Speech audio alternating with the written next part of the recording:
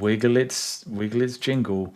There we go. We are now live, and then that should mean in a brief second it will appear as such on YouTube any moment now. Come on, YouTube. Come on. You can do it, YouTube. I literally had to refresh my page for it to work. Ooh. Great. There we go. Turn it off and on and again. That's like the classic fix it. That is exactly the classic fix it. Welcome, everyone, one and all, to a very special stream. This I would like to imagine as the sequel to our hit podcast series of We Went to America and Played Civilization 7. Here are our thoughts. And now here we are again. But this time with a different game entirely. Yeah, but this time we went to Rome, or in Italy, instead of America, for a different game.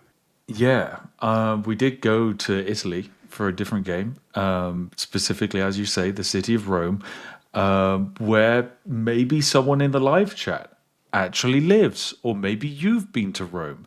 Maybe you've seen some of the stuff we've seen, but I'll tell you what you haven't seen. You haven't seen the actual game of Anno 117, because we played it and maybe only like 20 other Germans did. Okay, that's pretty much it. That is entirely like 2 Canadians, 30 Germans, and us. Yeah, that genuinely actually sums up the event really well. There were also press media there, like people who like write articles for those gaming magazines and journals. But they didn't get to play the game on the day we did. And also I discovered they don't get to partake in the activity. So the way, remember this is like a sponsored stream, so I'm paid to do the stream. Potato actually isn't. Potato's just here because I asked him to be here. I'm the free assistant.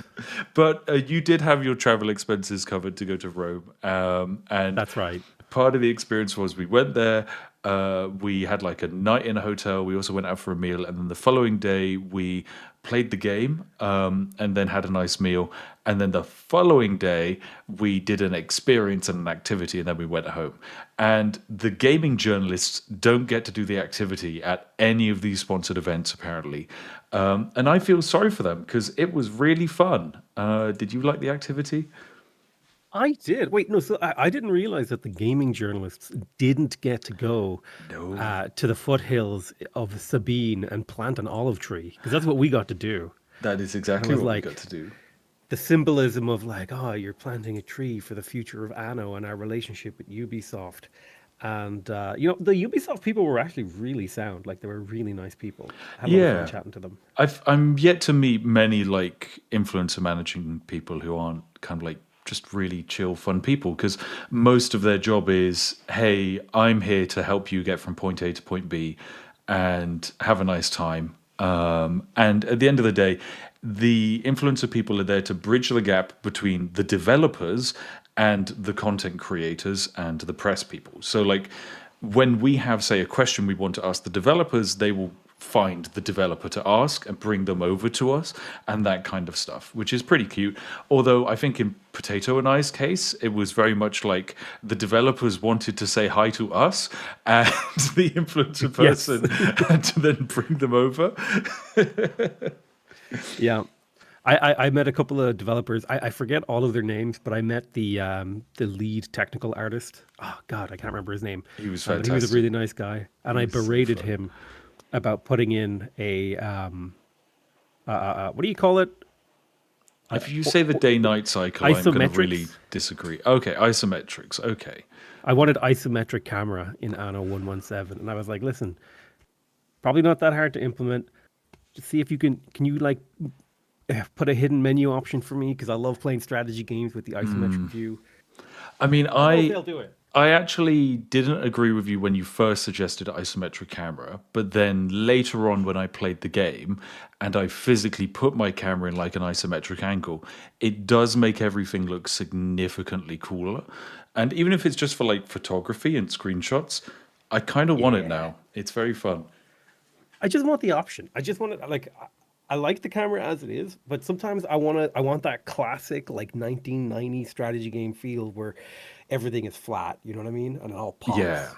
Yeah, and often you get like as a result really cool design buildings and just nice Yes. visuals.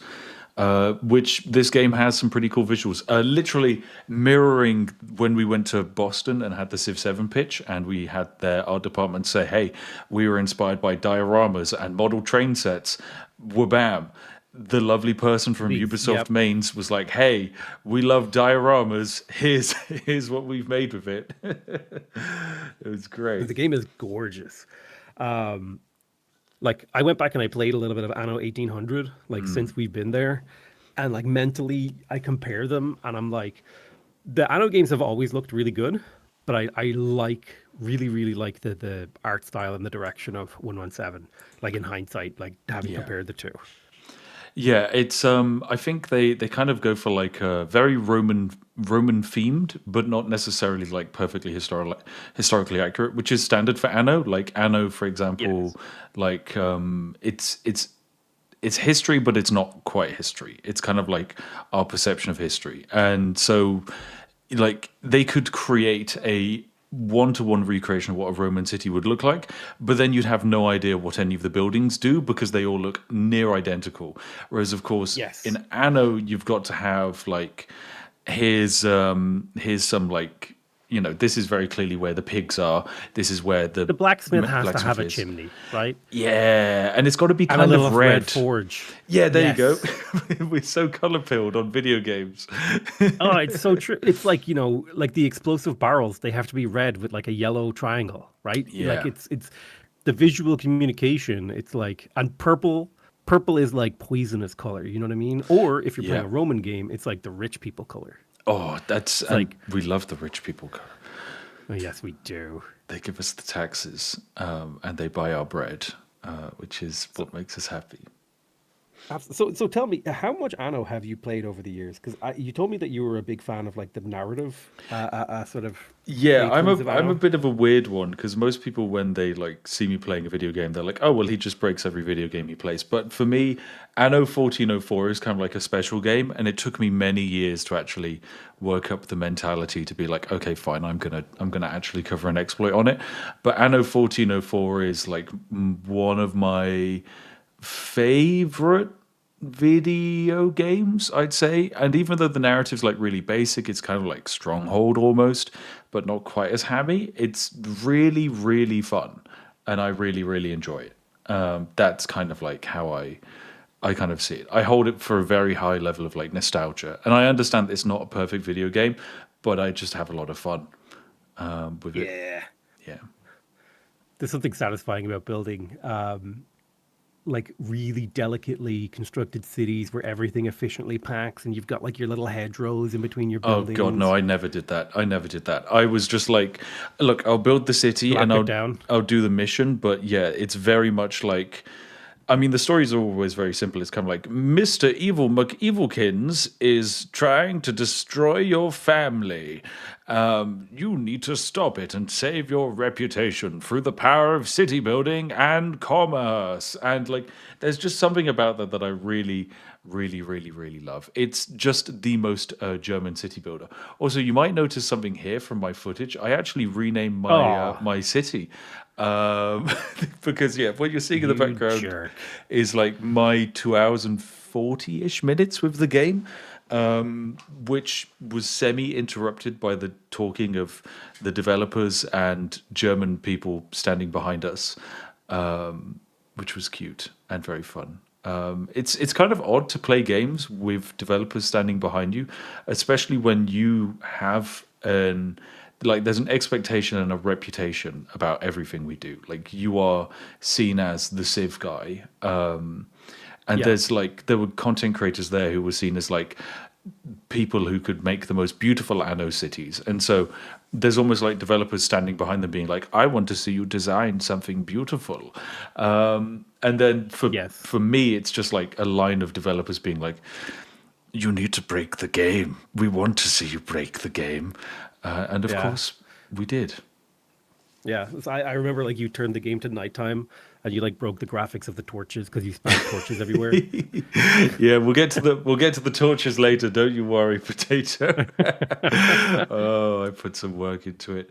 But yeah, when it comes to like the actual footage you're seeing on screen, there is like some FPS disparity because this is they sent the footage file over to me, and it is like 100 and something gigabyte file of footage recorded at something I think like 4K 60 FPS for pretty much the entire thing. So it's a horrifically large file size, and Yeah. consequently, my VLC media player is chonking trying to process it all. But that's just how it is. I can also assure you that having played the game in person, like if you have an okay setup, it looks way better than how it's coming across on YouTube. Like the Yeah, graphics really pop. It is yeah. beautiful. It might actually also be because I'm running HDR. Apologies, but hey, Could be. I can say that this game does actually look good. It looks at least on. Well, I actually thought when playing it, I thought it was on par with the graphics of Anno 1800. And you mentioned you went back and you played Anno 1800 when you went home, and I did as well. And I then realized that the actual in-game like buildings, especially, felt significantly better than Anno 1800. However, the UI didn't. I significantly prefer the UI of Anno 1800 over the UI of this game. Really? Yep, I did. I'm sure maybe you disagree with me. 'Cause I had the opposite feeling because well, it's not entirely opposite. Like again, like if I give Anno 1800 like a 8 out of 10, I would give this game like a 9. Like that, like there's a very like it's a very small lean towards Anno's 117's Anno Rome. I'm just going to call it Anno Rome because numbers are hard to say. Um, Anno 117. I liked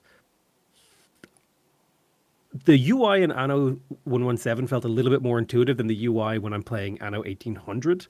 So that was my personal vibe. What did you like? What did you prefer about 1800 over 117? For me, it mostly comes down to like the AI and the other players. I felt like the way that they interact with you, especially, is better. The UI that I actually did really like in Anno 1800 of things like the tech tree, which actually I think I have like a good example of. Let me jump onto it. But like the tech tree I thought was really, really good. But whenever you had to Yes. like actually interact with diplomacy, I felt like everything was just really weirdly sized. So this is the tech tree. Mm, Tech tree is great. Split up into like a bunch of different things. You can go down it. There's various like checkpoints where it's like, realistically, you're not going to be able to research like mega ships if you haven't got at least a yes. basic level of like knowledge generation. But yeah, I like this. The actual like inter diplomacy UI, it's like way too much space is taken up with the character models, and then whenever like the way Anno works with the diplomacy of the AI, the various actions you take will increase or decrease your relationship with the AI. If you do missions for them, they'll like you. If you say build a nice park, then maybe the hippie AI lady will really like you and be like, "Hey, I like that you're being nice to your people." And then if you build military, the military guy's like, "Oh, I respect that." And those messages were like taking up way too much screen space, in my opinion. It was like I'm trying to concentrate on things in the middle of the screen, and it's just like taking up what felt like a fifth of the screen, which is way too much. And so yeah, I complained about that to the developers. Um, That makes sense. I understand now why we have this different opinion because I completely ignored diplomacy when I was playing. So diplomacy was actually one of the first things I looked at because, like, when I went into this, the developers had been like, "Oh, we want you to like exploit the game." Well, not that they wanted me to exploit the game. They were like, "We want to see like if your reputation is actually like valid." And so the first thing I did was try and engage with the diplomacy system because for me, generally, like balancing AI to be good at handling deals is really difficult. And so I Yes. immediately jumped into like this reputation overview system where it's like, oh, if you're like an absolute asshole and you're horrible to everyone, you can secure an alliance with the pirates. That's pretty darn cool at one end of the spectrum. And then it's like at the other end of the spectrum, I think you like unlock the ability to just peacefully annex people you're allied with. And so immediately I just call over a developer and I'm like, hey, I know that this is like a work in progress progress and it's not in the game yet, but like hypothetically, could you make friends with the pirates, keep that alliance, and then work your way all the way back up to maximum good boy points, and then just peacefully annex them? And they were like, maybe. And that was like my first proper Amazing. chat. Oh dear, but yeah. So diplomacy was quite fun. The developers seem to really like this guy called. Okay, yeah. Here's the UI, right, for the diplomacy stuff. For me, this isn't too egregious because basically, like I sail my boat out as you do in Anno, you find another island, and then on that island is another AI who you get to meet with. That's all pretty standard gameplay loopy stuff. Come on, find the island, Mr. Boat. There we go. So Lucy Mai introduces herself. That like box there, and then you also have the huge box in the middle of your screen. It's like the entire top section of my screen is just taken up by the diplomacy stuff, where instead they already have a diplomacy section on the left, where already there's another little pop-up saying like, hello, more diplomacy here. And diplomacy is an aspect of Anno, but it's never ever really the main part of Anno. The main part is the city building gubbins. That's my opinion. Diplomacy is kind of like a backdrop to the main, like, I'm building a really cool, engine where I turn fish into money and workers and all this sort of stuff. I could see what you mean, that box could be a little maybe smaller. It's like a little smaller. It's one of those things where like I'm never good at providing feedback on this stuff because it's very easy as like a gamer to see something and then be like, I don't like it or it's wrong. But then to also know what they should do to improve it, I just don't know. I think like I don't know how to smaller is like a thing you could do, but does smaller actually make it better? Like maybe there's a different example in a different game where it can be even cooler. You're probably right. I think the main takeaway is that is in your face and not enjoy. Yeah, not enjoy at all. This was pretty fun though. I did enjoy this. By the way, most of my footage is going to look like this because the game added a day-night cycle, and I really liked it.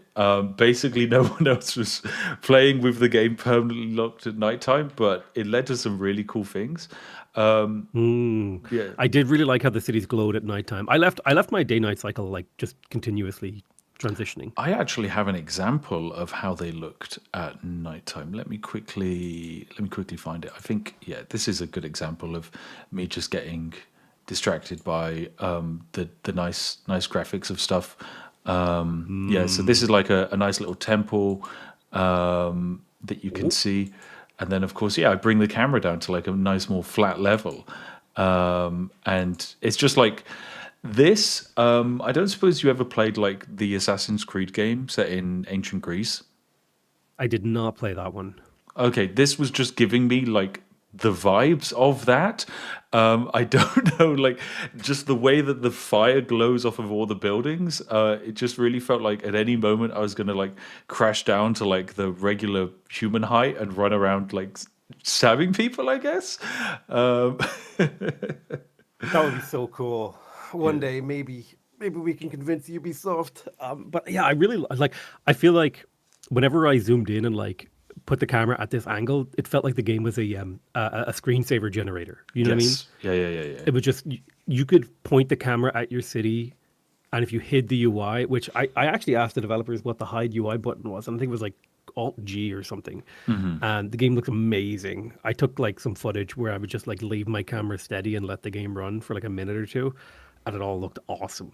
Yeah, it does look very slick, especially with like I feel like time lapses of this game would look very, very nice. Greenwing says you can turn it to 1800. It isn't new. I think it's the day-night the fact cycle, that it has a day-night cycle. That's what's new, not the fact that you can have night mode. Yes, you are correct. But yeah, so it's your standard Anno affair where you have your like various classes of population, as I'm sure anyone who's ever played Anno games. Yes, go for it. I want to point out, you see that building blueprint? it Yes, looks like an ancient Roman sketch. It's not it like that does. Yeah, stereotypical modern blueprint with the blue and white, yeah. We just have a little blueprint glow drawings. on it. Yeah, And that is like little details like that about the game are awesome. And the blueprint mode is really, really good in the game. it is. Really Yeah. enjoyed that. I mean, I didn't use the blueprint mode that much, other than moments where I like didn't have enough resources, and so then when you try and Yes. place down the building, it just puts down the blueprint instead, for you to But later that is build. something that I love because a lot of games, they basically test your memory when you don't have enough resources. Like, can you remember to come back and build this thing when you have enough resources? Where in Anno, I just placed it down and then I'll be like, okay, I'll come back and finish that later Yeah, because I have put it where I wanted to. Whereas like sometimes when I'm playing strategy games and I'm like, oh, I want to build an iron mine here, and the game's like, you only have 12 planks, and I'm like, but I want to put it here now, and they're like, nope, you don't have enough planks. yeah. And Anyway, then you forget about it because you go away, you forget. you're waiting, and then there's a different thing that you remember you need, and that also requires planks. And then you go back, and then oh well, you don't have planks because you spent it on the other thing. Which, to be fair, I was also doing in this game, but less so with than other games. But that's mostly Yes. just because I play a ridiculous, like, fast and loose strategy of max spend, max reward. Yeah. I like to make my people like when I play these kind of games, I like to make my people really happy. I don't actually care about making money. It's just like I want to just squeak by with just enough money to sustain, but I want to like max out all the happiness bars on my population. Well, I literally had developers come up to me and be like, "You're not making much money. Why don't you try building one of those buildings that give you money?" Because the way it works is like in previous Anno games, you would basically provide goods and services, and then that would scale the amount of tax you could make off of like your population. The happier they were, generally, the more they'd pay. Whereas, like Yes. in this, it's a case of yes, they have their basic necessities, and yes, they provide a basic amount of income. However, if you provide luxuries, those luxuries provide different benefits. Like providing them with soap increases their health, and also gives you a bit of extra money. Whereas providing them, I think, with bread is just extra money, which is very good. So yeah, that's some of the various gameplay mechanics that I learned. Although, yeah, the developers were largely telling me like, "Oh, you need to make more money," and I just never did. Yep. Well, I mean, you like pretty much immediately figured out how to make infinite money by tricking the AI into selling you things for free. Yeah, I suppose you're right. We can go to the first exploit that I discovered. That makes perfect sense. So this is 43 minutes into the game. Basically, up to this point, I've just built a very small village. There were people who were already ahead of me at this point. I think like you would probably also had more population than I did at this point. Yeah. I And was so playing around with the sort of new buildings where you place them in the center of your city and then you get like gold buffs to the buildings nearby, but it makes them unhappy. yeah, whereas I didn't really even bother messing about with that until later because I'm just solely focused on the things that I thought would break the game. And generally speaking, that meant that I was holding over things from previous Anno games. Because the way you want to approach exploiting games is kind of similar to how, say, Potato, you would approach moving from one strategy game to the next. You look at the things that worked in the past to then work out what works in the future. Like, say, production in Civ 5 was ridiculously powerful, and so then when Humankind comes out, you're like, oh well, I'll pick a nation that gives huge production bonuses right at the start of the game because that helps you snowball so much better. Yes. Yeah, it's the same for exploits. So yeah, in my case, Anno has various trading exploits, and so the first thing I did was I went over to and found an independent city state, and I saw what the buy sell menu was, and I looked around to see if there was like a way of choosing that. Then there's like this items menu, which is where you buy specialists. This is a similar mechanic from Anno 1800s. These are people who you slot into like your villa in your on your various islands that give either fixed improvements or like percentage improvements. And Yes. they're pretty darn good. The problem is they're very expensive. Like this purple lady's 15,000. I don't have 15,000. This scholar's great. I'd love her. She gives like 250 knowledge. That's basically doubling my science output. However, I can't really afford to buy her. But I then discovered that when I hold her down and move her around, normally in Anno, you have two options of trading. You either trade in the window that you can open with your like from your ship, or you can open up this menu and then just drag items from the warehouse into your ship, and then it will basically sell them to you. But then I noticed when holding down this item, there's a boat on the left that glows white. This isn't my boat. This is a boat that the AI is able to sell to me. So she's got that boat there, and I can buy it for money. But I then noticed, well, if I can hold down the item, I can drag it into this boat. So I basically drag it into this boat. It leaves her inventory. It gets loaded onto this boat. The boat doesn't change in price. It's still 25,000. And now whenever I have the money, I can just buy this boat. And guess what? It comes with a free ginger lady. She's there.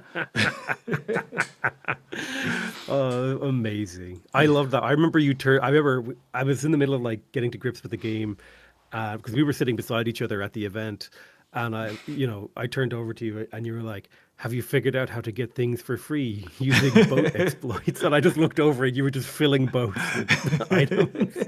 Yeah, because it's not just with like it's not just with like the little characters you can buy. I think at this point, like someone from Ubisoft had come over and I was like showcasing them, explaining to them what I just found, and yeah, it's what a wonderful game, what a wonderful little game it is. In that regard, I've realised I do actually also have to do something, Potato. In the last stream I did, I died a lot of times, and I was doing a thing where every time I died, I have to give a membership. So I now need to gift some memberships to cover my previous deaths from playing Doom. I also was going to point out to you that Nightbot is still posting your affiliate link To for the Doom. Jesus. You might want to switch that. You might want to switch that to the Ubisoft link. Okay. Let me just quickly put Nightbot on timeout for 24 hours because I think that's easier. Fair. I don't have access to the Ubisoft link. I did see someone in the chat also ask when the game is releasing, because that's a very valid thing. I know, that's right. The answer is it's available late 2025. That is the greatest bit of information we can give you. There is a link that I have, or you can just go onto Steam and type in Anno 117 and just wishlist it, and then you'll get an update when the game has a revealed release date. But considering, the version of the game we played is it is slightly placeholdery. For example, a lot of the voice acting was placeholder. And there were like a few, like some of the cutscenes they didn't want to showing them off because they wanted to make some adjustments to them. But yeah, other than that, it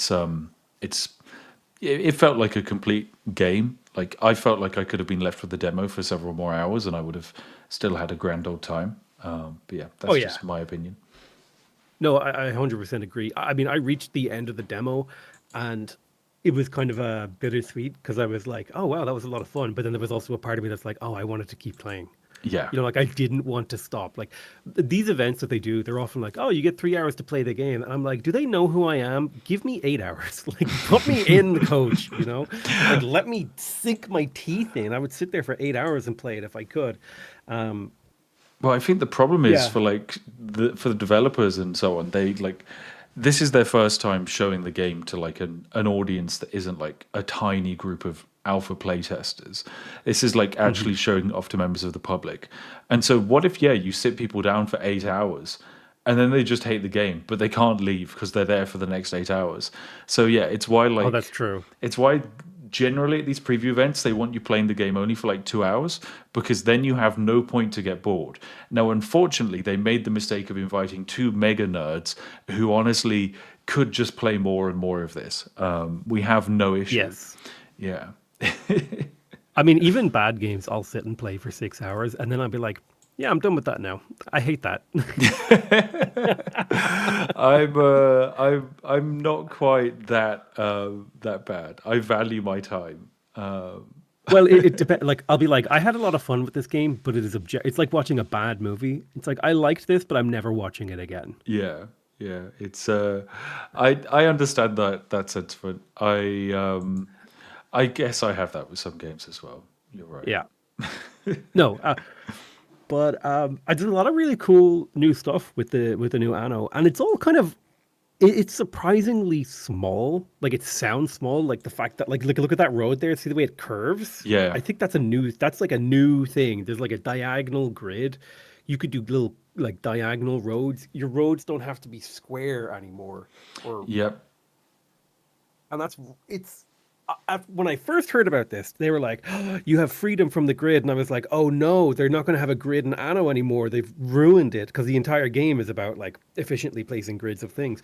But what they actually did was they kind of just laid a second grid diagonal, so now you can build your city in sort of two main Yeah, you cardinal can directions, which have. feels really good. It feels really good to play with. Yeah, it feels like, especially considering most Anno islands are like broken up with rivers and things like that, it feels very easy to say do one side of your city in like one direction, and then the other side of the river can potentially be at a different angle entirely, and it makes everything feel a bit more organic. Because as much as I like Anno 1800, generally speaking, I mean, I'm sure it'll be the same here for the min maxes, and definitely when I went over and saw one of the German min maxes, his cities were just The perfect. speedrunners. Yeah, the German speedrunner guy, his city was basically just perfect squares of everything, just densely packed. So it would be like your central hub surrounded by all of the necessary service buildings, and then a perfect square around it would just be a set quantity of houses,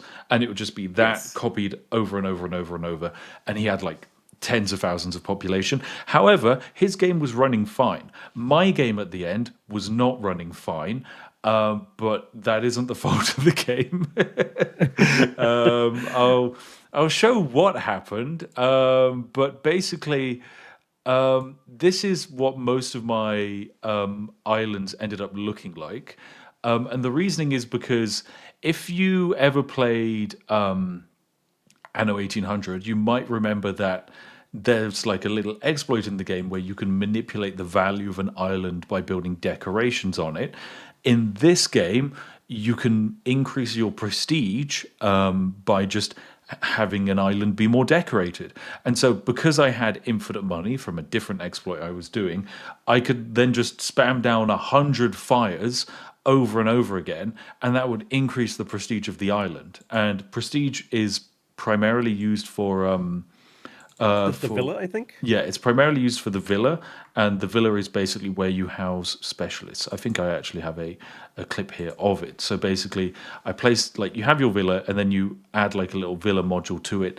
It's all quite cute. You can build like a nice little fancy huge villa from it, and then yeah, in the villa you can then slot in your specialist of choice. I think I go for the knowledge lady, and then by slotting her in, I basically go from like 400 knowledge per minute to like 678, which is pretty good. Nice.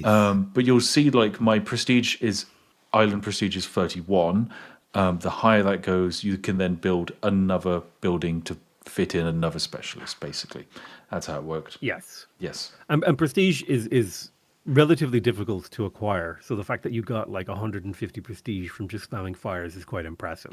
Indeed. And it didn't just stop there, because I went for the wide build rather than the tall build. So a little later on, I basically colonized like another island. I mean, don't get me wrong, it took me ages to colonize this other island, but you can see how small my main island is. It's still only like 900 population. Most people are like rocking a few thousand population by this point. But I settled this island not because I wanted the resources. I settled it exclusively so that way I could start basically just buying more knowledge. So I went back to the ship that I'd set up at the start of the game that's for sale for 25,000. I bought it. It gives me the ship. It spits out all of the items on the ground as flotsam, so I can just pick them all up. And this is the stuff I get for free, basically. So I then pick up all of this stuff, and then I drag that lady over to my second island. I fill the second island with fire, which you'll see on the right. And then by having it be filled with all of this rubbish, I was then able to slot in the lady in the villa. And that took me up to like 1,000 science per turn. Well, per minute, basically. That's crazy. Yeah. We were playing a completely different game. I was like building little resource chains and setting up trade routes, and you're just like, fill this island with fire and make me science. Chop, chop, my lady. Well, the thing is, like, for me, this is a very standard way of like when I'm trying to find exploits in a game, it's just you always push everything as far as you can to see where it can go. But then you'd have like some of the people from Ubisoft would be like walking up and they'd be like, "We've never seen anyone play the game like this." I'm like, "Are you sure? Like, this can't be that original. It's just spamming down stuff in a way that's silly." But yeah.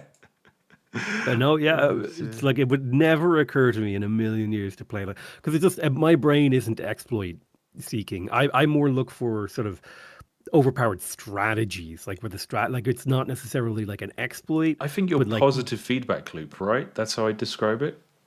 yeah, I like it when like I get +1 food for doing this thing, and then that gets me another +1 food, and I'm like, bum, bum, bum, bum, bum, bum. Exactly. Yeah, let me get more food. Um, yeah, it was. Speaking of, Speaking of, I what did had you a have? really good lunch. What did you have for lunch? Because I just had So I went spaghetti down to the hoops. local.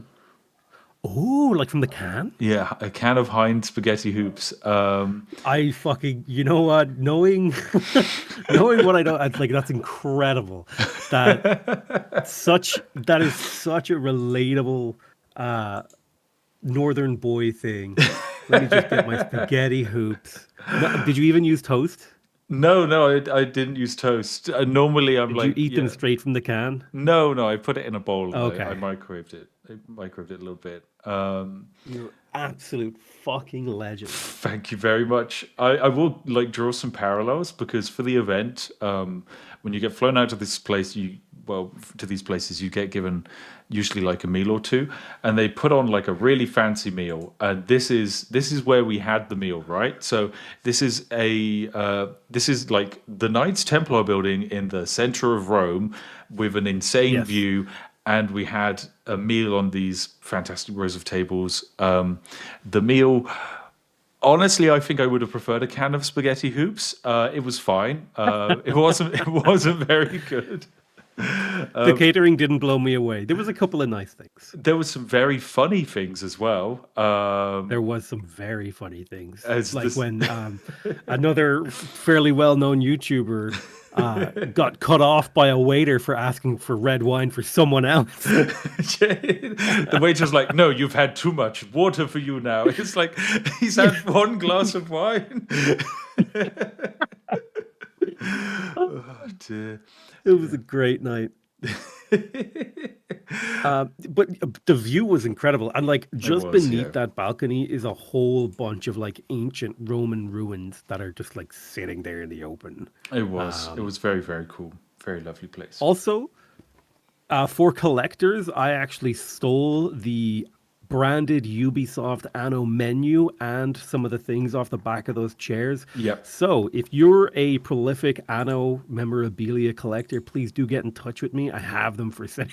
I also happen to have one. Get in touch with Potato, and yeah, don't ask like this is basically a perfect example of Ubisoft invites a bunch of creators and there's a bunch of press and they're all sat down having a lovely, nice, fine meal, and then Potato and I are in like the back corner. Just by ourselves, being like, "Can Like, we? how many of these can I fit in my trousers? What and can we sell?" steal? There's a plastic bust of Julius Caesar on the table. Do you think we can put that in hand luggage?" And yet they still keep inviting us to events. Yeah. Yeah, I've managed to get some of the things off the back of those chairs when I brought them with me. Because I was like, they're just gonna go in a bin somewhere. The collectors are gonna want that one day. That's like worth $50. If YouTube goes tits up, I'm gonna need to make some money. That's how you should work. It's but yeah, the venue is really nice. I really The enjoyed. venue was incredible. It was fantastic, and the company was great. Watching the attempts at two vegans being served dinner was also quite funny. That was another highlight for me of just the They were kitchen. handed color-coded cards, but like it was almost like with a sense of derision. Like, here is your blue card, vegan. Well, And like They stated ahead of time like what their dietary requirements were, and it was also like explicitly said, yeah, we'll cater for any dietary requirement. They arrive, they get the card saying their dietary requirement, they sit down, and yet meat is still put in front of them. It's like they've done all the prep work, but then actually zero follow through. Yeah, it's like an unenforced policy. I remember the lady who was sitting there from Ubisoft, and the guy comes over and she goes like, "Is there meat in that?" And he like with a straight face just goes, "No." It's like, It's like oysters or some sea fish. it is not meat, it is fish. It is very different, potato. I'm cracking up. Oh, God, what a lovely it day was that it was good times. It was very good times. It was the best of times, it was the blessed of times. And yeah, Potato and I stole stuff from the venue. But the other venue we actually also went to, so this is the venue for where we played the game, is this place here. This is like the steps down to it. This is a building / area that was built 1001 years ago, around about 0 AD, by a lovely, very wealthy Roman who probably embezzled a bunch of funds from Africa. And he basically built one of history's first city gardens where rich people could go in and experience the countryside from the comfort of a metropolitan area. And it was very cool. Here is the inside of it. It was pretty swanky. It was like very old, and it still had a toilet in it. The toilet wasn't very good, but other than that, cool building, very fun. And like, no, sorry, go ahead. Potato. Toilets not being very good is something that I have learned to associate with anything like more southern than France. Yeah. And older cities. I feel like the older the city is, the like less likely you're going to be able to put paper down the toilet. Yeah, it's it definitely felt like one of those toilets. I won't lie. And similar to all other like press preview events, almost identical to like when we were at Civ. You get there and they have like the table with like some snacks and some croissants and stuff like that. And like the drinks you can have are either alcohol or Red Bull, and those are your every options. time. I don't know why. There should be other liquids Gamer available. I don't want gamer fuel. Gamer fuel, Red Bull and beer. Let's go. Yeah, let's have a Jaeger bomb and play some Anno. Yes, the city That actually building. sounds incredible. Just getting a LAN party of like 8 dudes to drink Jaeger bombs and play Anno. Oh god, people are saying that they read the banners not as Anno but as on V. Because And now that I see it, it's hard for me to not. yeah, that's classic. Do you think I could have stole one of those banners What if I'd like from hung up around there? afterwards? Oh, Yeah. probably not, because the press came into that place the day after us. So when we were doing the true. activity, they were in there, so they might have noticed. But maybe one of the guys at IGN robbed it, so you never know. I hope he did. Clockwork Orboros in the live chat says, "Did you steal the branded toilet paper from that building to sell to collectors?" I did not. Yeah, apologies. No branded toilet roll being stolen at all. I did eat some of the chocolate brownies from the food table. They were okay. That's a great review. They're okay. I just really liked it though. Doing events like this in old buildings seems weird, but the fact that you have a game that is very Roman pilled and you're playing it in a very Roman area, it just kind of works in your brain, and it's just a happy thing. It's kind of a fun little memory and story because we actually because we live in different countries, we don't get many opportunities to hang out. So whenever there's like a press event thing, I'm like, oh, who's going to be there? Can I get to see some of my friends? That's basically that's why we almost like go. Yeah, pretty much. The presentation, we got the presentation in like a room in this building. Yeah. On these benches. And I was sitting next to Jumbo Pixel my actually during the God. presentation. You were the And worst. the entire time during the presentation, it's like, oh, clap, clap, clap, clap, clap, clap, clap, clap, clap. And I would always wait 1 second after the clap and then just do one extra, like really loud, like Every time I did it, Jumbo Pixel would like crease himself in half laughing. It was It brilliant. was really I funny. was I was trolling, so I'm so sorry to developers who were And like like doing for speeches. reference, we are there surrounded by our peers, like super serious pillars of like the community. You got like Quill 18 there. There were also some like people there who were just like really big fans of Anno and like were they like set up a Discord community because they loved Anno, and the developers were just like, "Hey, do you want to come along?" So you got these diehard Anno fans being super respectful. The developers like doing a public speaking thing, which for some of them they're not comfortable with. Others they're just like they want to show off their baby, and then there's Potato in the background being just like way out of time with Clap. everything else, and it's just phenomenal.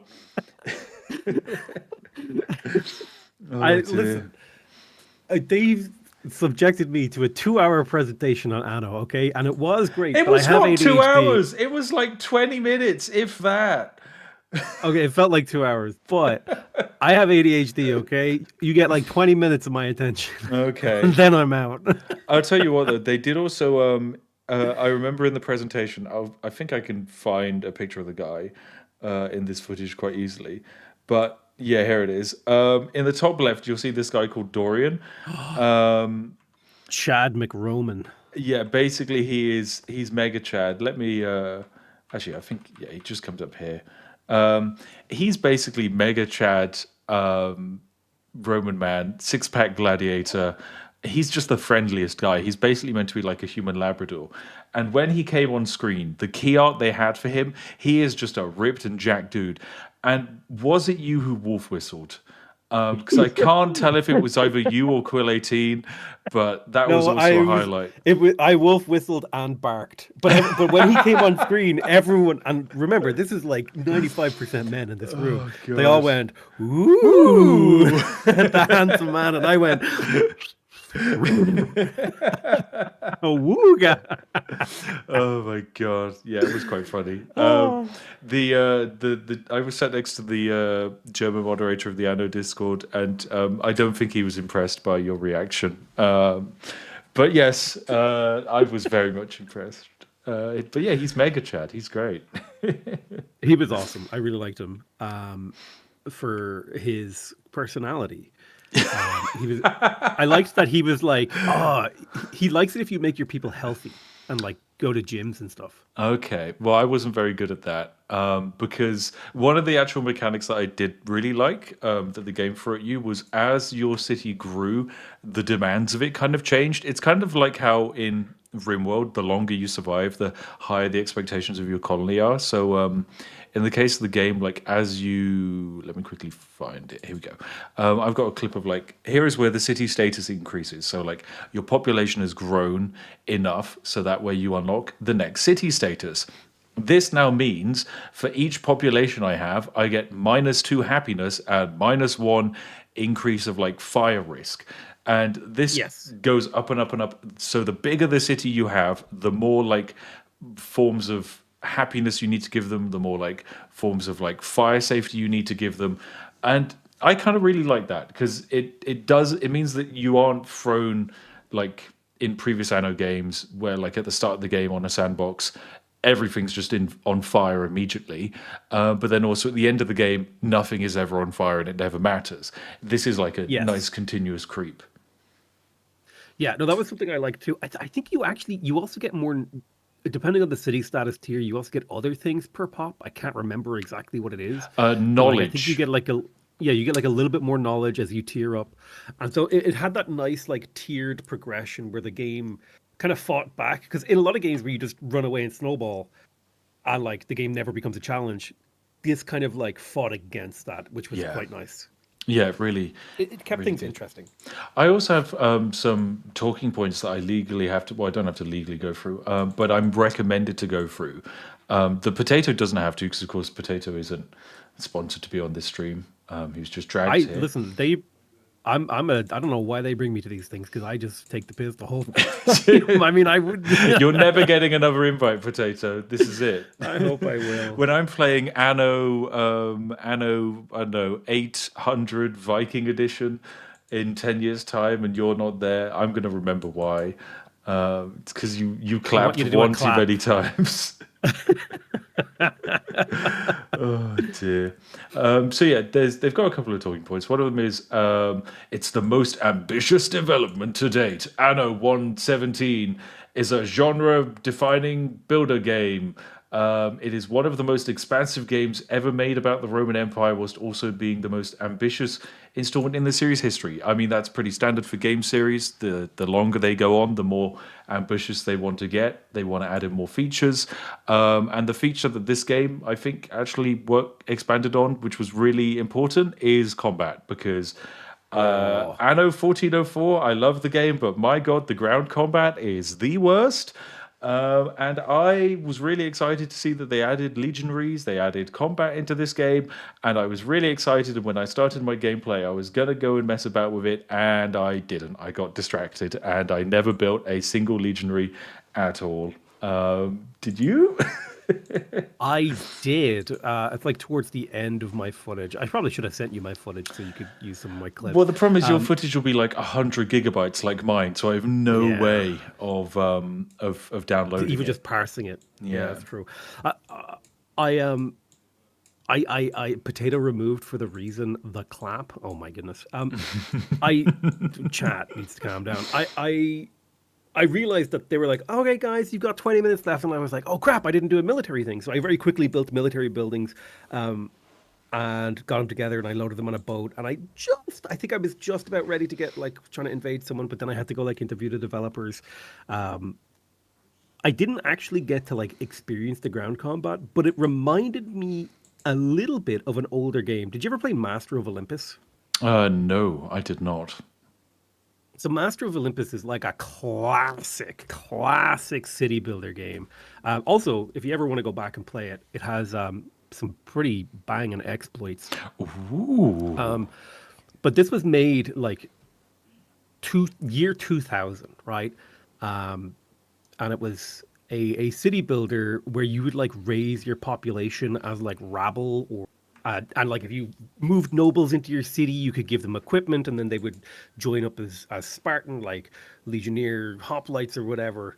And it kind of reminded me of that, where you could like you got these kind of like flags that you move around and your units follow them, but it felt like a modern version of it. So it was pretty like you mash your unit into the enemy unit and you have more like naval fire support. I didn't get to play around with it enough, but it seems really cool. I I I also didn't get to play around with it. This is the only combat I have footage of. It is me ganking a enemy combat vessel after a little quest line, which I think I kind of like. So the quest line actually had a branching narrative, and I'm pretty sure I failed the branching narrative because it's kind of like, oh, there's a haunted shipwreck out there, and some of your like children of your populace have, I think, are like hanging out on it. And I then sail on out over there. Turns out they're actually, they've been captured and they're hostages by bandits, and the bandits want you to deliver weapons to them. And I chose not to Ooh. and to fight them. And so I'm pretty sure the children died in the shipwreck. But the good news is I Oh, get the henchmen, and that still counts as the quest succeeding, I guess. Because hey, I make someone happy because I brought the perpetrators to justice. So yeah, I did that. That was nice of me. I love how you chose the path of this quest that maximized like negative utility in the world. Well, it made me richer, and I'd say that's a positive utility, actually. Fair. I didn't do too many quests. I was really focused in on the city building aspect, which I was really enjoying. I Yeah. had so much fun, like, because the really cool thing is like you can place your little weaver building in the center of the city, and then people are like, oh, the weaver is stinky, but they're also like, ooh, it's easier to buy clothes. Yeah, I can buy clothes now, and I'll give you money for it, but I'll be sad, so give me an entertainment form of some kind. Please, Exactly. winky face. How did you find like the questing and the narrative? Because I pretty much ignored that to play the game, to play the city building. So there's the usual kind of quests, which are kind of like the branching stuff like this, where it's like, hey, there's a boat out there, go and investigate it. There's the other classical Anno quests, which are like the like random peasants of your land will come up to you and be like, I've lost my dog. Can you find me dog? And then you have to like look around on the ground and click on the dog. That's really cute. They're of course like super optional.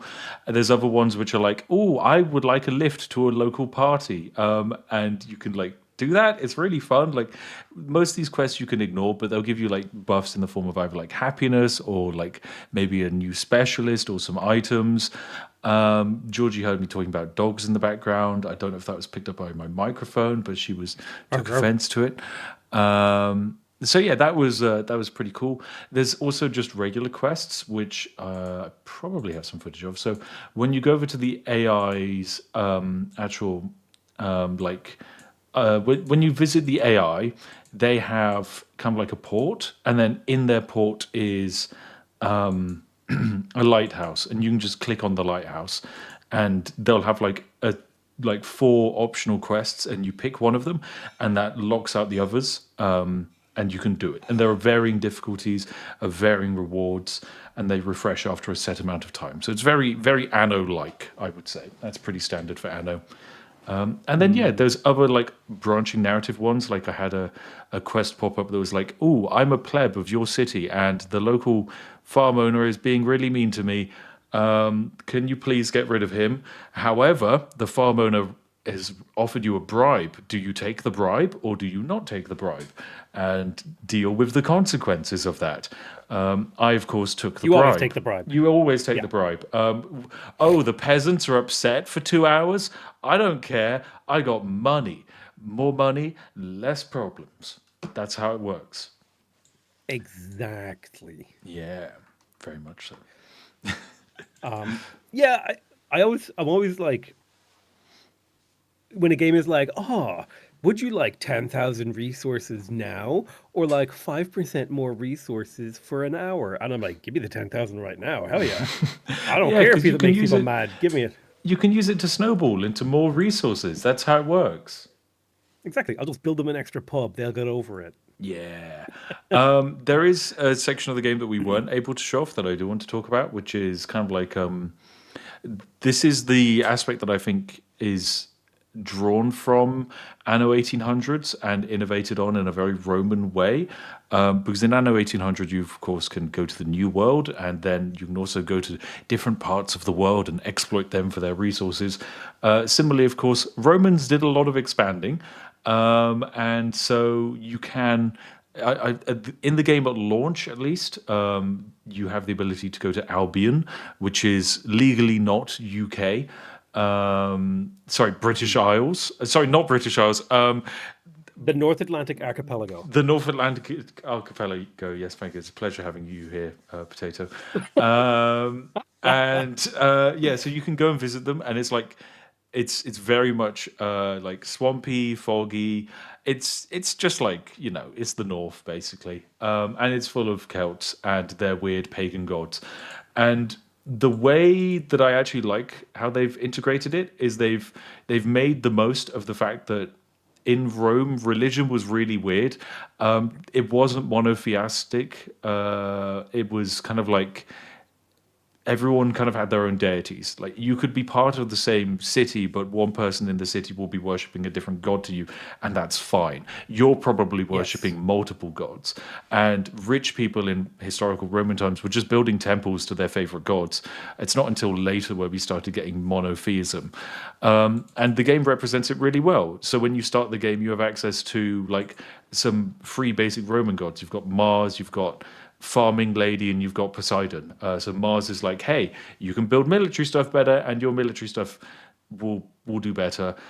Farming lady is, of course, all farming bonuses. Poseidon is all like, all naval bonuses and more seafood and that kind of stuff.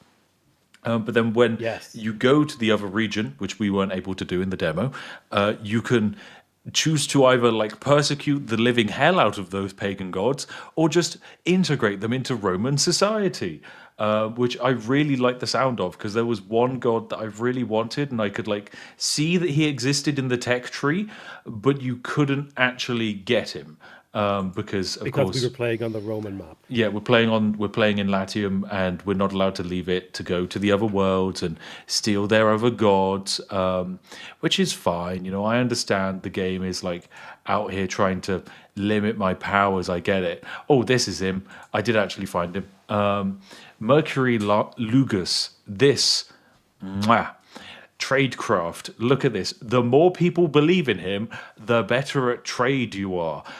I want to know what that percentage passive trade is more profitable means. Can we get like 100% positive passive trade where it's like I can sell stuff for twice its value and buy stuff for nothing? Because I already found specialists that were like, oh, here's plus 10% trade prices for you. Like you can just buy and sell stuff better.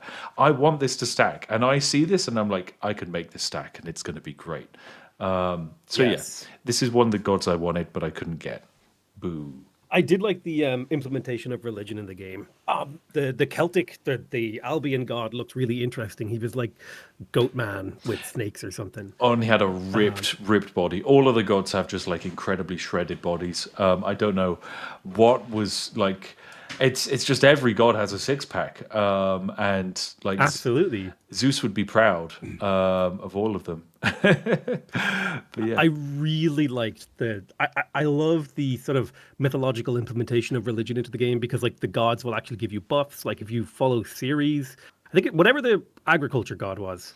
yeah, farming lady, as I call her. Yeah, Yeah, farming lady was cool. She would increase your like farming or whatever, lower upkeeps, yada yada, blah blah blah. Then I like that implementation. I always find it fun when a game actually like turns religion into a gameplay mechanic. It kind of makes me wonder, like in Anno 1800, could we see like the Christianity expansion? Where it's like, oh, if you're Protestant, you get +1 production, but if you're Catholic, you get papal influence. Like I mean, love it when video games. I can see why they didn't touch it though. Yeah. Yeah, it's a little bit more modern. It's easier to do that when nobody actually worships these people anymore. What do you know mean? what I worship Ceres. But yeah, I have to actually quickly go for like 1 minute potato. You have what do they say in Star Trek? You have the helm, number 2. Yes, I have the bridge. Got you. you have the bridge. Go bridge yourself. I love you. Um, the Yeah, I really, really liked the implementation of. You can see the way like those buildings there are getting like the upward green arrow. That means they're having like a local AOE effect, and some of the buildings would have local positive effects and local negative effects. So maybe you're like, oh, I don't want to put them here because it'll like affect too many houses, but I do kind of want the positive effect on this poor area of my neighborhood. It was super super fun. It, Oftentimes when a sequel to a game comes out, you kind of get kind of more of the same. Whereas Anno feels like Anno 117, at least, this first impression that I got, caveat, I only got 3 hours to play the game. And then I went back and I played 1800 to kind of get a vibe.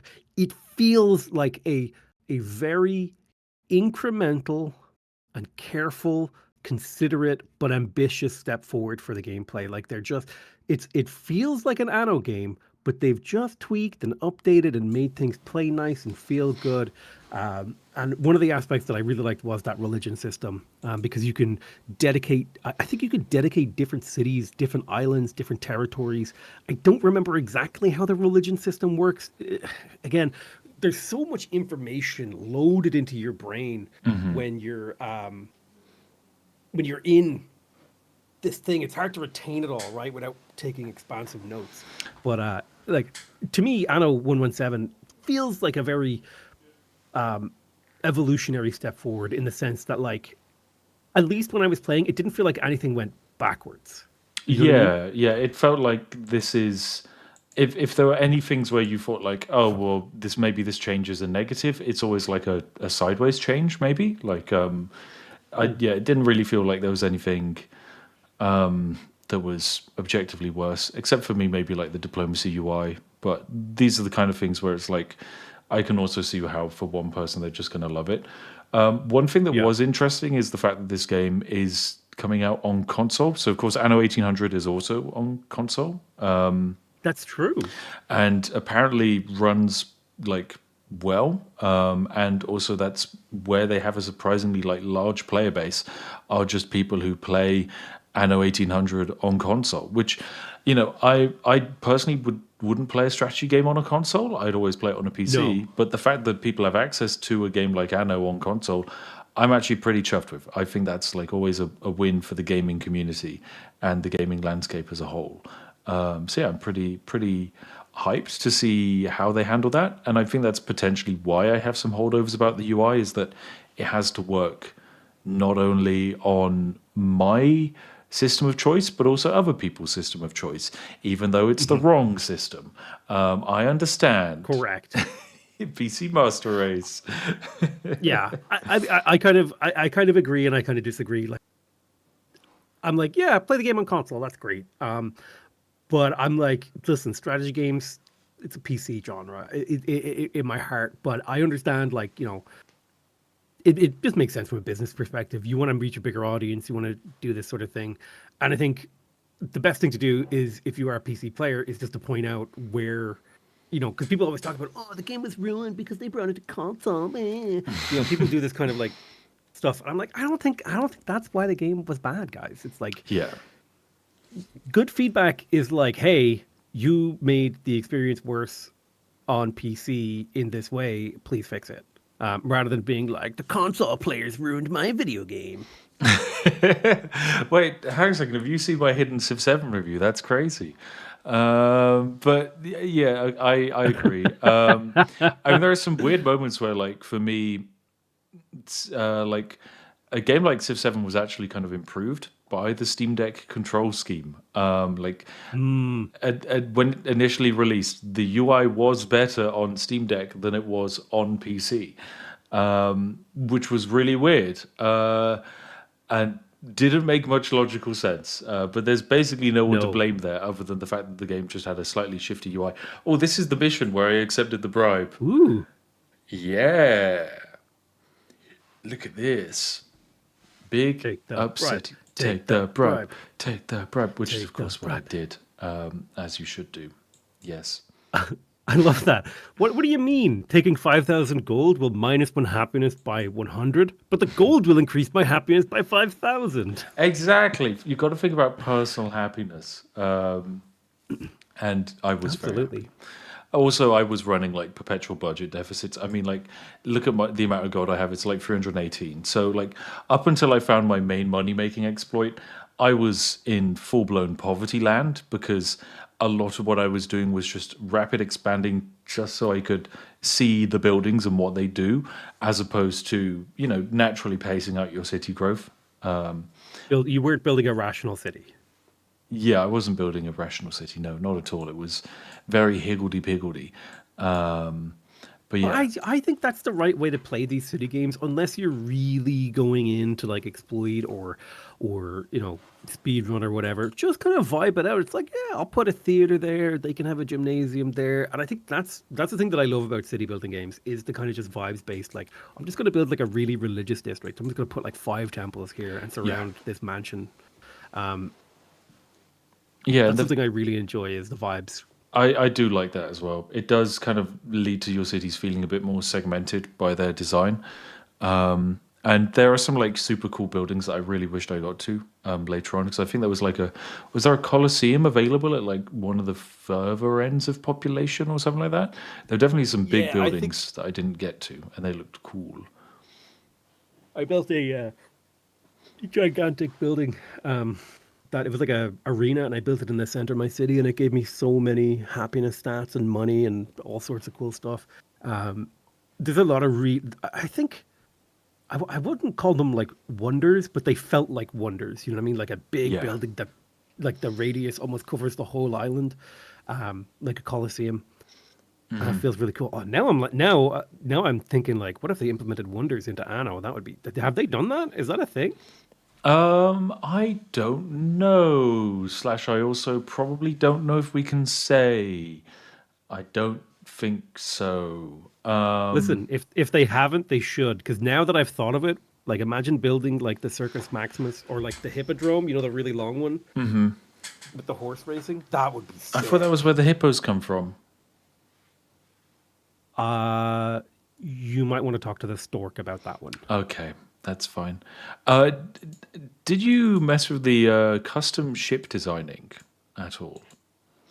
I did, and it was really cool. Yeah, so this is kind of what it looks like. You can kind of like, so basically there's just like types of ships. So the Pentaconta is just like one ship. And in the shipyard, it's like, oh, here's the trade variant, here's the military variant.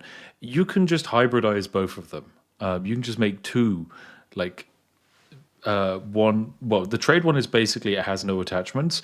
However, you can like add the archer tower to mean that it does damage, but then in turn it requires swords to be made.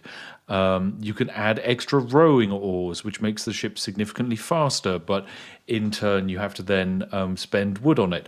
And also at the bottom you'll see there's like those little chests. That's like the inventory of the ship. So by adding the archer tower and the oars, you would then lower the actual maximum like space the ship can trade with to just one crate, which is just like, that's terrible. You can't use that ship for like trade anymore, but it would make for a really good fast fighting military vessel, which I quite liked. Yeah, I so thought it was cool because you had the choice, like you could have a ship with no attachments, with three space for like doing, lots of different trades. But maybe, you've got a dangerous trade route where you just need to get like berries from one island to another. So you give it a bow and arrow so it can defend itself. You give it oars so it goes really fast, and you just get those berries going really quickly and really safely. So that was something I did really enjoy it. yeah, it was pretty snazzy being able to customize stuff. But the reason that there's a lot of boats. The main reason is because when I played the game, I was, you can see at the top of my screen, the economy ain't looking too hot. We're losing Yep. 45 gold a minute, I think, and then negative 820 gold. I had like a developer come up to be like, actually, this wasn't even a developer. This was like, I think one of the lead game designers, one of the people who'd done like the game talking. He was like, oh, you appear not to be playing the game very well. Did you know you can build the buildings to give the bread to your population and it will make you more money? And I'm like, I know about the stupid bread buildings. I'm playing the game my way. And he's like, okay, very well, we will see. And the reason why I knew is because in Anno 1800, one of the like OG go-to strategies was rush ship building as soon as possible because you can basically ships don't require that many complicated resources. It's basically always like wood, sail, and rope, and then you can make a ship. And so I was like, oh, okay, well, I'm going to rush all those things, and I'm just going to make ships. And then all you had to do was make a ship. So this is the Pentaconta. It's just a crappy little ship that I made, and it cost me 1,500 to start the construction. I think it's 20 wood and like 10 sail and like 10 rope. So basically, like maybe about 500 to 600 of resources. And then I can sail it over here. It was carrying some wood for me as well, so I can sell that for like 224. And then I can sell the ship. Now remember, the ship cost me basically nothing to make. Genius. But of course, yeah, I wiggle around and eventually I find the sell button. It sells for 25 grand. So that immediately takes me from the negative to like ridiculous mega money. And so then I take the money from that, I reinvest it, I build a second shipyard. And that means that, yeah, things just get even better. So this is an example of like, oh, well, I could build a Pentaconta military ship or the merchant ship. I later discovered that the merchant ship and the military ship sell for the exact same amount of VAT. Like they have the same sale price, but of course the trade ship is significantly cheaper to produce. So I just end up spamming them out. So like this Amazing. is now a little bit later. I've got my two little shipyards set up there. They've been churning out boats at like a incredible pace, and then we get over to like where this like merchant lady is. There's a ship sold for 25 grand. Here's another ship. It's sold for, you guessed it, 25 grand. And so yeah, now I'm up to 80,000, and then with that money, I'm able to like load other items onto like other ships. So yeah, this ship rocks up. Guess what? Also sold, I'm pretty sure. Yep, this one was cheaper because it's a trireme. It's actually not as good as a Pentaconta,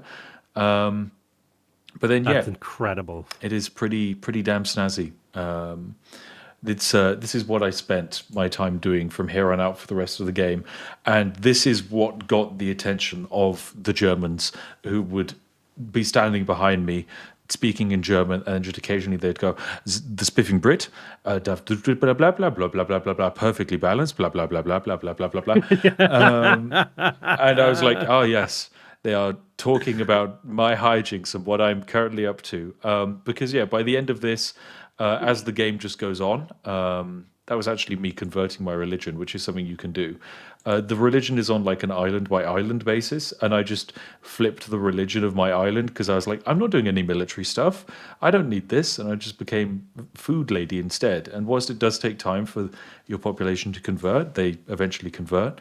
My money is now up to like 118,000, and then like 10 minutes later, it's the same. Then like about 20 minutes later, it's up to 200,000. Then like another 20 minutes later, it's still there. Still there. Incredible. And then, yeah, I finished the game by selling off 82,000 pounds worth of ships, going up to 440,000. And this is basically the end of like our playtime. And there was like a lovely crowd of people behind me being like, "Oh, what have you done?" And I was just like, "Yes, it just works." So yeah, even though my like population, I think your population was like well over 10,000, right, Potato? You had quite a big city. I think I was like somewhere between 3 and 6,000. I don't remember exactly, but I had another island that had like 1,000 or something. Yeah, you. Yeah, I remember every now and again. We were like basically the room was like a circle, and occasionally developers were walking around. But as like the time went on, you were like slowly accumulating like a huddle of developers talking in low voices, like Spiffing Brit is and then like one of them would leave, and then another two would appear, and then like join the huddle, and they were like, he is breaking our game. This is very problematic." By the way, we're not just doing these accents for fun. The vast majority of the developers are German. But yeah, it was lovely to have a live audience behind you whilst you play a video game and do silly stuff. They were lovely. They were very lovely. I had a lot of fun playing the game. Yeah, it was a nice blast. Actually, I will have a little tangent and talk about something that I found in the city of Rome that I thought you would like, and so I took a picture of it for you. Wabam! What? This is the restaurant just outside the hotel we were staying at, and I just love the fact that it's Gandhi 2. This restaurant has the sequel to Gandhi tucked away inside, and it turns out, even though this sign looks really crappy, this is one of the highest rated eating establishments, especially for Indian cuisine, in all of it, like Rome, and it looks fantastic. And I just really wanted to go inside, and like maybe they'd have a massive statue of Gandhi like the Firaxis Studios. But yeah, Gandhi 2 Electric Boogaloo Restaurante Indiano edition. It looks great. If we could stay there another night, I would have gone to Restaurante Indiano Gandhi 2 with you. Well, instead, for the activity when we were planting olive trees, we actually did have lunch.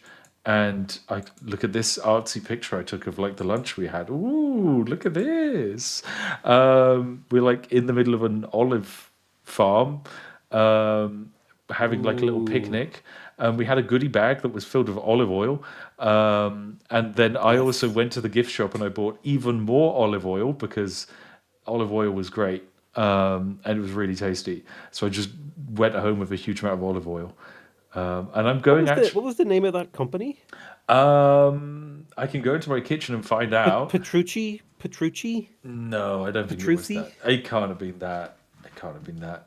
But yeah, since going, I've actually they had like a red pepper olive oil, and I've been making pizzas using it, and it was great. You're actually spot on. It is Petrucci. Yeah, it's Petrucci. It's like the Gucci of olive oils. It was incredible. They served us strawberries in olive oil and lemon. It was lemon scented olive oil, and it was incredible. It was so tasty. I mean, it's like really unhealthy, but damn, fill me up with oil. That was great. I I just loved it. Really premium, tasty stuff. And it I was would great. happily take a brand deal with Petrucci, like after tasting their food. It I was would awesome. too. I would too. Ubisoft, Anno devs, get out the way. This is now a Petrucci sponsored stream. Speaking of Anno and food, wait, I need to look this up before I say it out loud. Are you going to be like, the game has bread? Yes, potato. The game has bread. The game also has No, olive oil. I feel like someone mentioned something about cooking. Cooking? What do you mean? What do you mean? There's not a cooking mini game Uh-huh. in Anno, if that's what you're saying. Oh dear. I typed it to you in Discord. I don't Oh remember if my they. god! Did that get announced? Let me check. I'm gonna do a quick Google. I'm Um, googling too. I don't remember if they announced it. um, um, um, no, no, it hasn't been Okay, we announced. can't talk about We that. can't talk Okay. about it. Yeah, there was there was something. There was some really interesting things that they showed us, like community voting on certain things and all this sort of stuff. Yeah, And one of them, I was like, "That's the one that I want." yeah, and Um, it looked very good, but unfortunately, yeah, we can't talk about it. That sucks because that was really fun, actually. it was really, it was one of the things, because like they have like art books and all this sort of stuff, and I was like, "Oh, that one looks neat." Yeah, they had like a oh no, I also can't talk about the other thing. So actually maybe I Yeah, can. Maybe I can. you know, it's better to ask for forgiveness than permission. You know what they Yeah. say? Okay, I've looked up the contents of the Anno 1700 collector's edition, and it appears to almost all be hidden. Um, it is literally, from what I can tell, there's basically like polls where you can vote on the stuff you want in it, that have all now finished, which is pretty cool. So the way they did it, they were like, here's the design of the collector's edition box. Do you prefer design A or design B? And then the community would vote on it, which is kind of cool. I like that. That's pretty cute. However, yeah, I unfortunately can't find any more information on the incredible. Oh, actually, maybe it's here. Come on, what's in here? No, it's actually genuinely not revealed at all. Wow. Other than Yeah, I'm like looking up the collector's edition and stuff, trying to see if it's listed anywhere. yeah, there's like a teaser for it, and They that's gave us. it. Can we talk about the triremes they gave us? They gave us little model triremes to build, and that's it.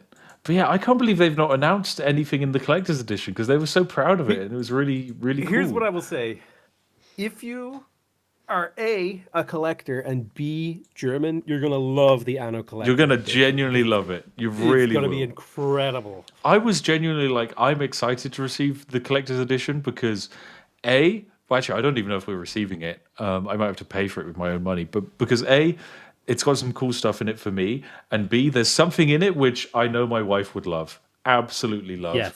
and she would like. Anno is just the exact opposite of her game kind of vibe, but she would love it and would be like, "This is an incredible gift you got me," and I'd be like, "Yes, I definitely paid money for it." This is a gift. Yes, You it's got a gift. Yes, from me I've to wrapped it up for me. you for Christmas. Yes. So yeah, that was it was pretty cool little event. Seeing having all this stuff like shown off to us, which was very nice. I should have taken more notes on what was allowed to be said and what wasn't. I mean, from what I can actually see, I mean, they might have said we were okay to talk about it. It's just I haven't seen any other person talking about it, and so that would logically mean we missed maybe a subsection of the embargo that was like, don't talk about this aspect of the thing, because yeah, this is how marketing campaigns work. It's always like, oh, here's the first preview of X thing, and you can show this much of it. In our case, this one was really loose, where it was just like, yeah, you can show anything other than the cutscenes, and you can play for this length of time. Go wild, which is fun. That makes Yeah. our life a little bit easier. Oh yeah, here's an interesting question from chat. How do you pronounce scone? Well, I mean, it's Scone? No, it's scone. Like, why would it be scone? Scone is like too close to the word gone. Scone, there's not really much close to it. I mean, maybe phone. That's about it. Yeah, Yeah. yeah. Depending on if I'm like taking a piss, I might say mad scone. You're a mad scone. That's see that kind of like yeah. No, no, I would never say that. You can't. I would never. In Australia, it's scone. Schooner. That's not. I don't believe that. I don't believe that But the at thing is, all. Australia makes up their own language. Like they call McDonald's Maccas. Well, I Like come feel on, like that also happens in the UK. Definitely, definitely that's like not good. if in certain rougher parts of northern England, you would definitely hear people referring to. Oi, mate, you want to go to Macca's? You want to go Mac's drive through, mate? Tea? Get a spot of tea and some Oh God, no! crumpets. The cups of tea from McDonald's are disgusting, vile creations. Utterly I, horrible. I thought McDonald's does a surprisingly competent cup of tea. And not in the UK, they don't. I can tell you that much. Jeez, it's terrible. That's Genuinely unlucky. terrible. What else do I legally have to talk about? Experience the premier city builder game. Build your cities with unprecedented scale, detail, flexibility. Well, I feel like we've done all of that. We've said that you can build cities. I mean, it's an Anno game. What else were you expecting? That's like the gameplay loop. You build a city and then you feed the hungry demands of your population. But yeah, like I I didn't even get past the second tier of population. There's like, wasn't there 4 tiers in the demo? Or was it 3?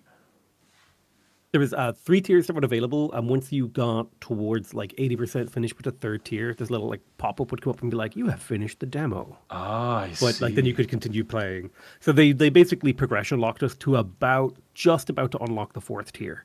Okay. But it was fun. It was the the third tier is when you got access to some really interesting things to do with like military and the like big buildings like the Colosseum arena type buildings and like the Mm. super big temples. They were really expensive to build, so I didn't actually build many of them. But Well, my city started looking like thick. oh, that's how I like my cities, thick and juicy. They also Like have a like turkey thigh. yeah, exactly like a massive turkey thigh that for some reason Americans will eat whilst going around theme parks, which is disgusting in my opinion. Have you ever seen this? I know this is a very weird tangent, but are you aware of this? What is this? Okay, What are you showing me? good. Well, let me get a picture of it. Such like Disney turkey leg, I guess. Oh, in Disneyland? Yeah, I hate it. Yes, I was in Disney when I was 12 years old, and my dad bought me a Oh turkey my leg god. that was the size of my head, and I'm like, Jesus. Yeah, and Americans would just think that this is a valid form of sustenance. I don't understand it. I just don't like it's not an appealing form of meat at all. Just meat leg. And I remember the size of this turkey leg. It was gigantic. And I imagine I'm like a 12-year-old dude walking around with like Sorry, a you were mega. you went from like baby to dude. There was no like boy stage. It was just like I was just a perpetual dude. Actually, I think I was like 10. The days are long and the years are short, man. mhm, I think I was like 10 years old, and this turkey leg, like I couldn't hold it with one hand. my god. It It is was too big. wild. It is too big. I don't like them. And they make me feel upset with the universe. But Agreed. it's look, that's late stage capitalism in one form of meat stick, and it's really Oh my dry. god. I tried to open the footage they sent me, and I'm getting microtransactions from Microsoft to buy the HEVC video extension codec. Oh my god. Software codec micro. Where's my VLC media player? Yeah, just open it in VLC Media Player. How big is your footage file? Because mine was like It was 110 gigs. 106 gigs. Yeah, it's huge. Like, they made us. Well, they didn't make us record. They were just naturally capturing our footage at like 4K, 60 FPS. I want to say, or something like that. Really high bit rate, that kind of stuff. It is Yes. completely lost in compression here on YouTube. That's just how it is. You want a better streaming setup? You don't come to my channel, okay? My channel isn't for premier streaming setups. Neither is Potatoes, for that matter. No offense. No, my streaming setup is about as scuffed as you could possibly imagine it. Yeah, we're YouTubers first, streamers probably not even second. We're probably lovers second, and then Yeah. after that, maybe fighters, and then deep down, Streamers down. Streamers down that list. yeah, it's Somewhere. somewhere way down there, way down there. Although I guess I've got a better streaming setup eventually coming. I've got a second PC. I'll be unstoppable at that point. No, I'm sticking to a single PC setup because seeing my friends twiddle around with two PC setups, I'm like, this is a level that I don't want to go to in my life. I want one computer. I'm just you see, I completely agree. I think it's tedious and nightmarish. However, I'm getting my incredible server minion slash head intern, Connor, to just put it all together for me. So the majestic Connor Brow will be stuck underneath my desk, and I'll be repeatedly whipping him until he magics into existence a dual like PC streaming setup for me. Based. Based indeed. Based. Let the gremlins do the work. Just give me a second. I think I'm searching through my footage, but my computer is so bogged down by the sheer size of this file Yeah. that it takes me seconds. Oh, here it is. Well, this is one of the things, like, for me, opening up this footage file, everything I put on the monitor where the footage file is located stutters. Like, I'm running a 240 hertz monitor, and me physically moving my mouse around in front of the footage causes it to lag. Because I don't think PCs or even VLC Media Player were intended for 100 gigabyte files. Yeah. I sent you a picture of the arena and some sandals. That was like the tier 3's houses are on the left of that image. Ooh, let me save that image and bring it up onto the stream. That's pretty swanky. I got a message from the Animarchy History in the chat saying, "Is this game actually good? Roman era Anno sounds incredible on paper." Yeah, I actually enjoyed it. I think it's very much like, if you can enjoy OG. If you enjoy Anno and you enjoy Rome, this is Anno and it's Rome. It's just like, it's not exactly like a complex formula. They've just made it work. What can I say? And it's fun. Right. This is what you sent me, Potato. So this is a slightly later game city, and what the cities are probably slightly more meant to look like. So you've got like that nice entertainment building in the center, which is quite swanky. Yes. You've got your like. I don't know if it's sandals. coming up on your stream, or maybe click the live button. Click the there live it is. button, then you'll see. There you go. You'll catch back Yeah, up. so that's like the little arena that I built, and you've got like little farms over there. Yeah, I love the tier lavender 3 farms. buildings are the one. The tier 3 buildings are the one. That kind of like vaguely open boob shaped building on the left. That's actually your school. Yes, it is. That's the Scholarium, I want to say. Polarium. Yeah. Yeah, it was something like that. Skibidarium. Skibbity something. Doop doop doop doop doop. That's it. That's where the brain people. The skibbity riz is done. That's where these skibbity riz is done by the Rizzlers, and that unlocks the Riz search, which then allows you to. I'm going to cut this analogy. I hate brain rot with a passion.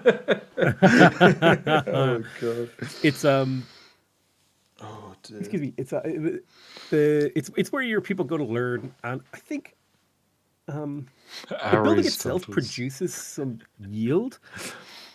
But if you surround it by houses, it produces more. Yeah. Man, I kind of wish I was into the. I keep meaning to message the dude to get into the beta, because I would actually love to be in the beta and give developers more feedback on the game. Because I don't know if the beta has started yet. I think they were just in the demo stage still, and the beta's coming soon. oh, you might be right.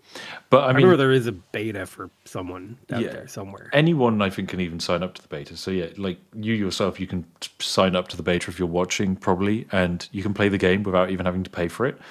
And yeah, get a nice little feel for what was probably on the way. But you're right, like the fact that they have buildings that are like like the research building, like the shoemakers, for example, you can you can build them in the center of your city, but at the same time you don't have to.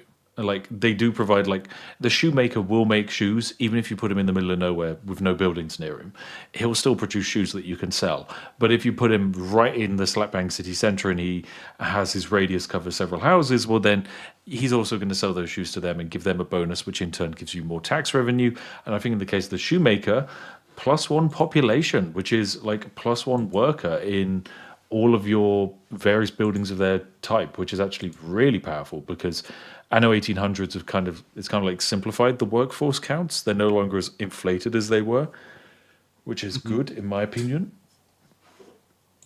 Yeah, no, they've done some like really interesting things.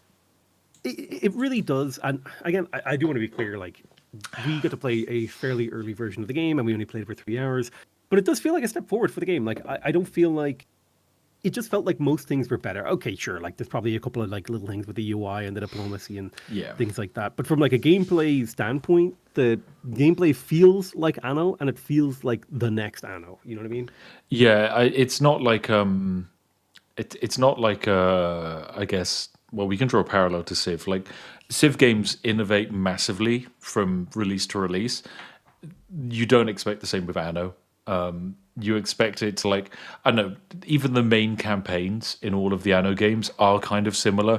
It is like here's your almost like I don't know pantomime-esque villain who is obviously a Yes. bad guy, and that's every Mustache campaign, twirling.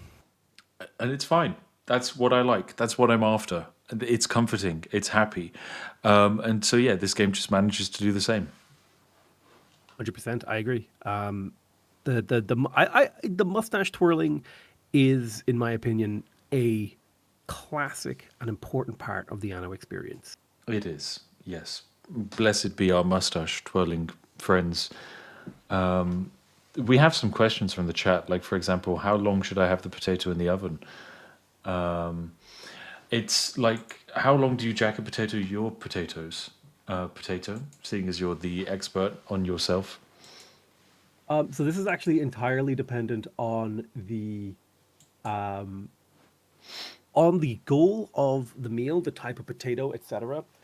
If I want to have a more steamed potato, the length of time isn't as important as actually having it wrapped in tin foil to contain the moisture, so that it like self steams and doesn't burn as quickly. However, if you're making a jacket potato and you want that nice crispy outside, then it really depends on the oven and the temperature you're doing it. But I would say like 20 minutes, depending on the potato, maybe as long as 40, depending on your oven and how much stuff you have in the oven. Because the more stuff you have in the oven, the more heat that it needs to generate. Like when I'm making my chips, like if I make my chips, my oven chips, they take like an hour because I like those bad boys to come out like shards of glass. Like I like Wow. my chips extra crispy, drizzled with garlic, garlic infused olive oil. Oh my God, that's a sprinkle decadent. of rosemary. Oh yeah, it's good. I mean, I tried to follow your advice, potato, but I've wrapped up my potato. I put it in the microwave, and I've wrapped it in tin foil, and it's not Jesus. going so well. It's not. The potato is definitely now black, but it's also on fire and smoking. Don't do that. Don't do that. Okay, right, that's fine. I'll do my best not to do that in future. Thank you. I look. I actually disagree with crispy chips. I like the outside to be crispy, but I want the inside to be soft and fluffy, very soft and fluffy. Oh yeah. Agreed. No, to be clear, what I want is that outer crunch, like they're thick chips. Oh So my you have God. that outer crispy layer, and then the inside is fluffy Oh my and God. dense. and Talk just talk dirty to me. melt in your More mouth. like that potato. Wow. I could just do ASMR. ASMR food, right? You're like, and the crispy outer layer Yes. of the chip Yes. has an incredible crunch, Oh my God. while the inside fluffy, dense innards Keep going. spill out onto the plate with ketchup on the side. Dip that chip in butter, boy. Oh God. Classic. Well, yeah, we never. Look, I'm amazed that people's. Victoria was just like nasty. I don't think we're getting invited back to these events. Uh, Honestly, if I was them, I would. It shows that they're willing to let hooligans into the building. Yeah, true. They got a varied variety of creators playing the game. This Oh, is what Ubisoft paid for. the developers of Anno were like, these are the creators we want to work with. Some poor guy at Ubisoft being like, are you sure? Like, we could get anyone else. It doesn't have to be these two. It's true. A couple of developers came up to me and was like, "Oh my God, hey, what's up? Like, we're big fans of you at the studio. Like, we've always like we're really excited to see you play Anno. I'm like, we're really looking forward to you playing the game." And I'm like, "I fuck your mom, fat joke. What's up, nerds?" But they're just like, oh, hello, Mr. Potato. In the main offices, we love watching your videos. Every Friday, it is Potato Friday hour, where we sit down after lunch and we watch your civilization antics. We love it. It is wunderbar. And then we play with our Lego models for a few hours, and then we work on the game. Yeah, we love your potato. And then, like, I'm sure they're bringing over things for you to sign as well, potato. I think you had to christen one of the developers' children as well. So it's pretty I got a standard couple affair. pictures with them. Yeah, standard for like creator stuff, I would say. Yeah, they were sweet. They were sweet, lovely people, and I will They were. have heard nothing bad about them. They were absolute darlings. I think that's always the thing, though. Regardless of like even like video game developers are just fantastic people. I'm yet to meet many video game developers where I'm like, maybe you're evil. They're all just like, oh, here's a really passionate thing that I do, and it's like, even if like the wider game, they're not say even very happy with, they themselves will have like, oh yeah, I spent 6 months of my life making this thing happen in the game, and I just love it, and that's my legacy, and that's what they Yeah. they focus on. I think that's really cute that there are people just that dedicated for gaming. Oh, I actually have an example of a military unit. I found one. Look, this isn't my city. This is like an AI's city where his populace Ooh. rebelled, and so you can see like the archer there has like been running around, and there's like a few buildings that are on fire, Ooh. dealing with the rebellion. Yeah, look at that. Now that's emergent gameplay. Ooh. I like that. I wonder, could you like deploy units to his island to like counter revolution or to help him deal with it? Like, we're here to help, quote unquote. I have no idea, but that would actually be quite a nice little gameplay mechanic, because that's one of the things you can always do in like Europe Universalis 4, where it's like, your vassal is having problems with rebels, or when you're playing multiplayer and your friend is overextended massively, and you're like, yeah, fine, I'll send in my troops to help fight off Yeah, your give me rebels. military access and I'll clear your rebels. Yeah, I do like those mechanics. They're good fun. Yeah. But I also like the idea of like, oh, he's dealing with a rebellion. Now's the time to strike. Let's get him. Yeah. Because of course this game does have like disasters caused by not looking after your population very well. So, for example, in this case, the riots are tied to your happiness, and they happen way more frequently if your population is unhappy.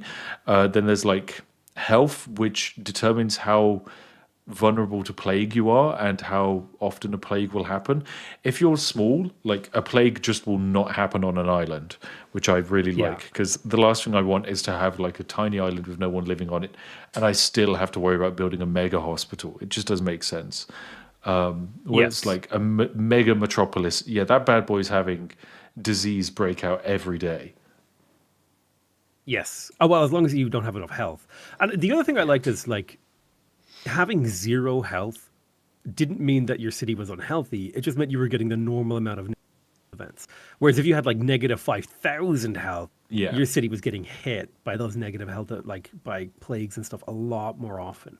And I like that yeah. because you didn't just like erase the risk if you were doing really well. It just lowered it a lot. Yeah, it did, and I very much like that. The fire as well. I liked fire. Fire was good. You could like build things to stop fire from happening. I just let every fire basically burn on out, or in this case, the footage, build more of them. Um, It's because like the cleansing flame. yes, the beautiful cleansing flame of my mega city. It is wonderful. But yeah, I found like dealing with the public disasters. It's Anno. It's the same. It's you know how it works. I know how it works. We all do. The fire can't last forever. So what if it burns like 1,000 people down with it? We can always get more people. That's no problem. People cost 1 wood. Look at this. Building a Libertas residence. That's 1 wood. Hardly Yeah, anything. at least that's what your mom charged me. Oh, Hey, damn. hey, we got Believe you him. said We that. got him with a 1 wood joke. Hey. Can't believe you do me like that. Well, you know who I did do like that? No, Hey, no, hey, got him. Hey. no. Set that one up too well. Real zinger. How is how we describe that? So very citrusy. Oh my god. But yeah, Speaking of citrusy, some of those olive trees were like 600 years old, right? yeah. They like at the olive plantation place. They showed us an olive tree that was 800 years old and it's tiny. It's just like the size of a regular apple tree in the UK. And they were like, yeah, in this region, the olive trees basically stop growing after they're 8 years old, and they basically don't die unless something external to them happens. They're kind of like those types of crustaceans that can endlessly replenish themselves. So But they yeah, also said that over the years, like olive trees like morph their genetics. So something I learned from this trip to learn about Anno 117 was that olive trees are basically changelings. yes, you're actually spot on. Which is fascinating. Yes, these magical olive trees, and they were very nice. We got to plant an olive tree each. I My picked olive tree's next to Maurice Weber. Maurice Weber's orange tree. My orange tree, sorry, orange tree. My olive Olive. tree. My olive tree is was the biggest of the olive trees. Oh. I know, and I had a chat with the lady who ran the place afterwards, and I was like, "You're gonna have to move some of them, right? Because they told us don't plant them too close to each other, else they'll have to be moved." And then just a bunch of creators just start planting them, and they just evidently have to give up. And I'm like, so you're Yeah. gonna have to move some of these after the fact, and they're like, yeah, we probably will. And I was like, okay, right, that's mine. Can you not move it? And they were like, yeah, that one's fine. That one will do good there. And I'm like, great, keep it there. I'm gonna be back here next month. And lo and behold, To yes. check. Well, I actually can because I'm going back to Rome soon. So I will go Oh, back that's true. and I will be there and I will be like, hello, let me see my child. How are they doing? Have they grown? Can I eat the Is this olives the yet? Rome trip you won from the Civ bash? Yes. What was it called again? Civ Summit. This is the Rome Civ Summit, trip that that was I it. won for being the best Civ gamer ever. I'm just disappointed that you decided to bring your loved wife instead of me, you know? Well, I feel like she'd be a bit upset if I took you instead of her. Even though like I'm sure we'd have a grand time together, but I'm sorry, Potato. She'd she just wouldn't be able to understand our love. I'm just disappointed. I understand. I'm just disappointed. That's all. That actually hurts even more than you being angry, Potato. Really does. Can you eat olives straight off the tree? Ooh, not an Anno. Although, wait, you can grow olives in the game, can't you? Well, yeah, you kind of need to make olive oil. That's Yeah. like one of the main production chains is just force feeding your population olive oil. Yeah, until you can extract their livers to produce Roman pate. I mean, I in the gift shop I bought some olives from this place, which we've since eaten and put on pizzas. So I can tell you that the olives are indeed edible. Ooh. Yeah, people are saying you can eat them, but you will not enjoy it. Some say you can eat them, but some like to unpit them first. These ones that we bought aren't unpitted. I'm fine with pitted olives. Like I'm not a toddler. I'm not going to choke to death on a seed. You know who did choke on the Oh seed? Jesus Christ! Hey-oh! He's hitting so well. Oh my god! Oh my god! We got him. Got him. Well done, Potato.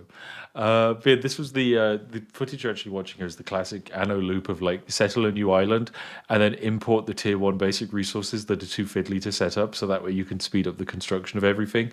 So this was basically like, oh yeah, spam out the woods and the tiles necessary so that I can build the upgrade to my villa, so that way I can then slot in the great person to my villa who will give me extra research. And yeah, the villa can be like modularly constructed to look really good, or it can be built by me, and so consequently it's just a higgledy-piggledy mess of arches with no discernible logic to any of them. That's me. I'm the exact same. Like I put down the villa. I'm like, I'm gonna make this pretty, and then I come back to it a half an hour later when I have to extend it, and I'm like, slap down building here. Goodbye. Just leave. This is no longer my problem. Bye bye. Lazarus says, "Is there tea in this game?" Well, given the fact that the starting areas for the game are basically Rome and Albion, I'm gonna guess that at least at release there's no tea. But I'm sure if you pressure the developers enough, they'll add in China as a DLC, and then That was we could actually have I it. was now I don't know anything about an Eastern DNC DLC, but I could see them potentially. We could get like because if you've got Rome, you're probably going to get something like Persia, right? And I think you can get tea from Persia. I don't know. Well, I We might mean, have tea someday. We might. historically, Rome and China did have trade with each other. Not Yeah, the necessarily like, Silk Route, right? yeah, they like Roman glass was very, very much appreciated and loved. So why not tea? That's what I say. Why not? Give tea a chance, and Give tea a chance. maybe, maybe just maybe we'll get exactly what we want. But yeah, I remember like Anno 1800s. I think added Asia, right, in one of the DLCs. Am I completely I wrong? think they did. I want to say they did.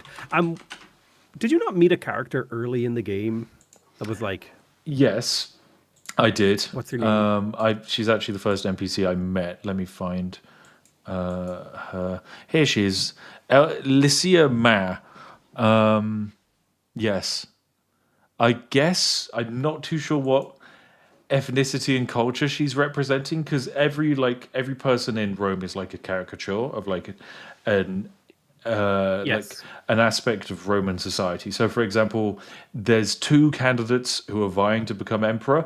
One of them is like your slightly economically patrician focused like lady who's a little bit more like witty and secretive, and then the other's like not country bumpkin, but like super gruff, like military general who's like I'm the representing, guy. yeah, representing the period of like Roman history where literally emperors were just murdered, and then a military general who was probably in their personal guard takes their position, and that just cycled for ages.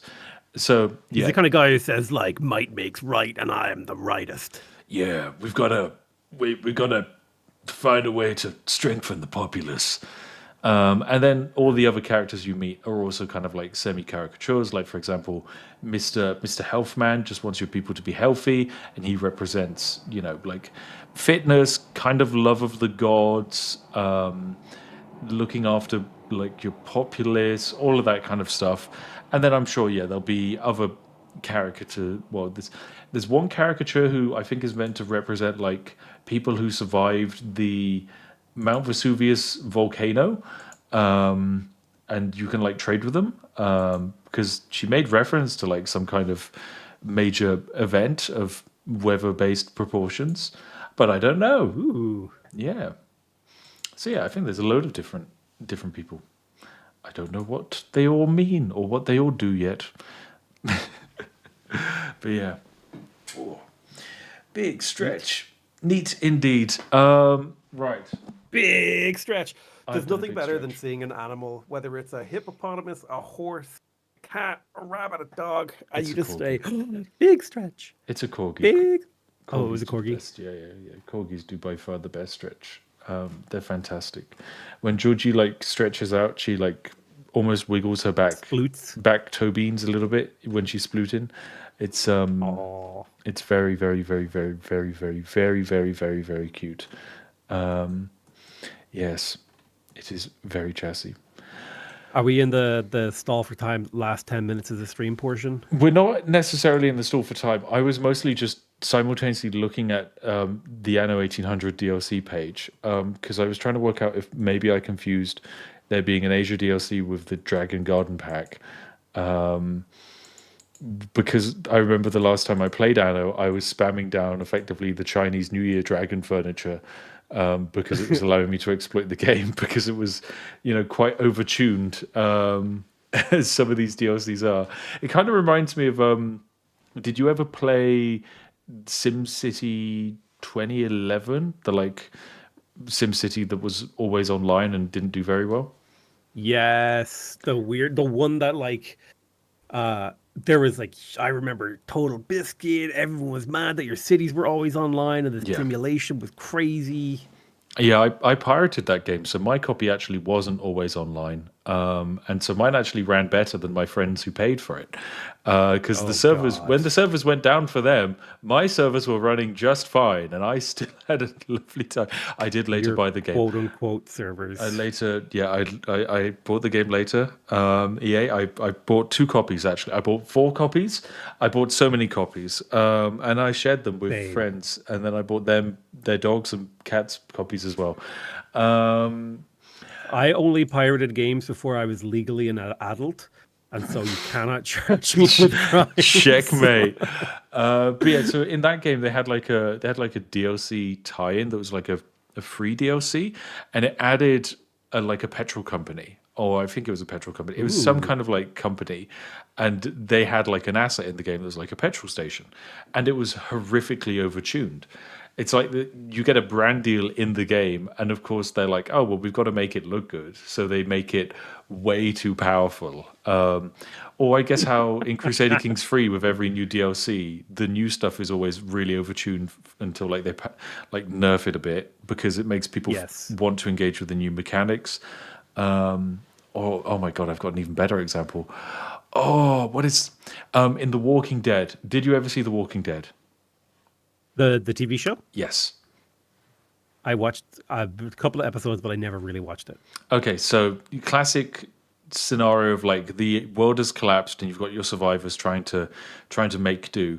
As the world goes on, because bearing in mind this TV show takes over the span of years, so there's a lot of age and the world has kind of been renatured and things like that. Yeah. Over that period of time, there is cars are now no longer really viable, or if there are cars, because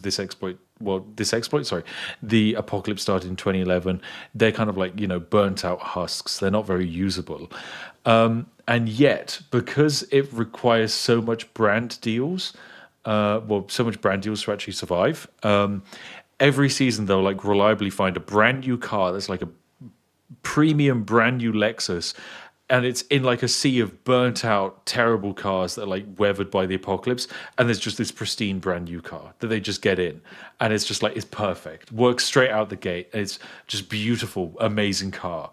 And that's my favorite update tie-in. I love that. Just in the middle of the apocalypse, and Rick or whatever his name gets in and is like, you can always depend on Subaru.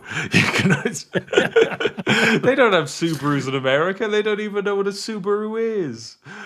Oh, I suppose. They would be a Ford I just Raptor said the truck. first. Classic Yeah, mega I just Ford said the Raptor first truck. car that came to my mind. I love Subarus, genuinely. I really, really do. They're I would love. My dream car would be a Subaru, but the problem is I have to drive an automatic. I mean, I don't have to. I'm qualified to drive manual, but I because of The my comfort. It's not just the comfort. I have a really messed up spine and shoulder, so for me, gear shifts is physically uncomfortable on long journeys. So yeah, my solution is automatics. They're just so much better. You can get conversion kits. You can, but there's no pleasure in driving a Subaru if it's a gentle automatic. You want it to be the meaty gear shifty rev machine that it is born to be. That's Yeah, what you that's want. true. Yeah. Look, the chat are going, oh, we have Subarus in America. No, you don't. You have hardly any No, you don't. Subarus. You go over to Australia or New Zealand, then you'll see Subarus. Okay? You've got the occasional import. That's my opinions. Yeah. Well, Subarus are like, for me, it's like the boy racer car stereotype. It's like a young guy who's got his first job and he buys like a 2-year-old Subaru, Hmm. 2 to 5-year-old Subaru. It's painted like neon bright blue and he drives around like he puts a spoiler on the back and he Yes. drives really fast. Yes. Ugh. My dreams. My dreams. Don't make Um, your. I love that. That would be my ideal setup in life. But yeah, I just can't. I just can't. and every time he drives past a young woman, it's Well, trying to impress her with the How engine. else would she know that I'm cool and respectful? Exactly. Oh yeah, this There's is only one way to impress a woman, and that's by revving the engine. yeah, this is the exploit that a great example of the exploit I pulled off. So I went over to the AI. I found this boat that they had for sale for 25,000 here. And I loaded it up with this guy who cost 15 grand. I loaded up with this lady who gives 250 knowledge who I want. And then I wait for it to refresh. I grab this guy who's 15 grand. I just drag him onto the boat. There he goes. He just gets dragged onto the boat. So the boat now has 4 people on it for 25 grand. I just buy it. They get yeeted out into the sea, and then we rescue them without having to pay for them. And then yeah, we just I think I actually sell one of them back for money, and then I drop them off at my warehouse, and then I sell the boat. Incredible. It's thinking with portals, okay? Like, I love it when like a game has like such a simple exploit like this, in that like in a normal course of playing a game, a normal player, like someone who's like an honest, upstanding person, would not do that. But then Spiff is like, perhaps I can put things in boats that aren't mine But and why buy those not? boats for free. Perhaps I. Why shouldn't I steal it? After all, it's so shiny.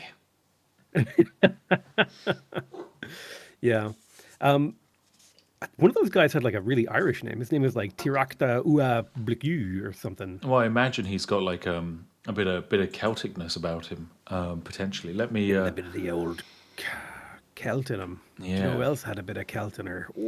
Oh my God, that is. Yeah, he actually incredibly has an Irishy name.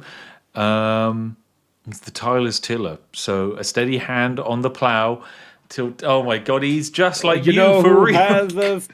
You know who has a steady hand on the plow? Let me tell you. Oh my God.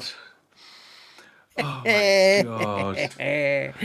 Oh yeah. You're an epic villa specialist. That's why I'm not inviting you to my villa. You're never going to invite. Do you know what I love about he's an epic villa specialist. The thing I love about the your mom joke is that it's so stupid, it wraps around to being funny again. Yeah, It's basic silly jokes and dad humor. They're great. I love them. I really do. But it's objectively like a really dumb joke. Yeah, But it doesn't stop me. it doesn't. Um, Why should it? Speaking of it never stop, will.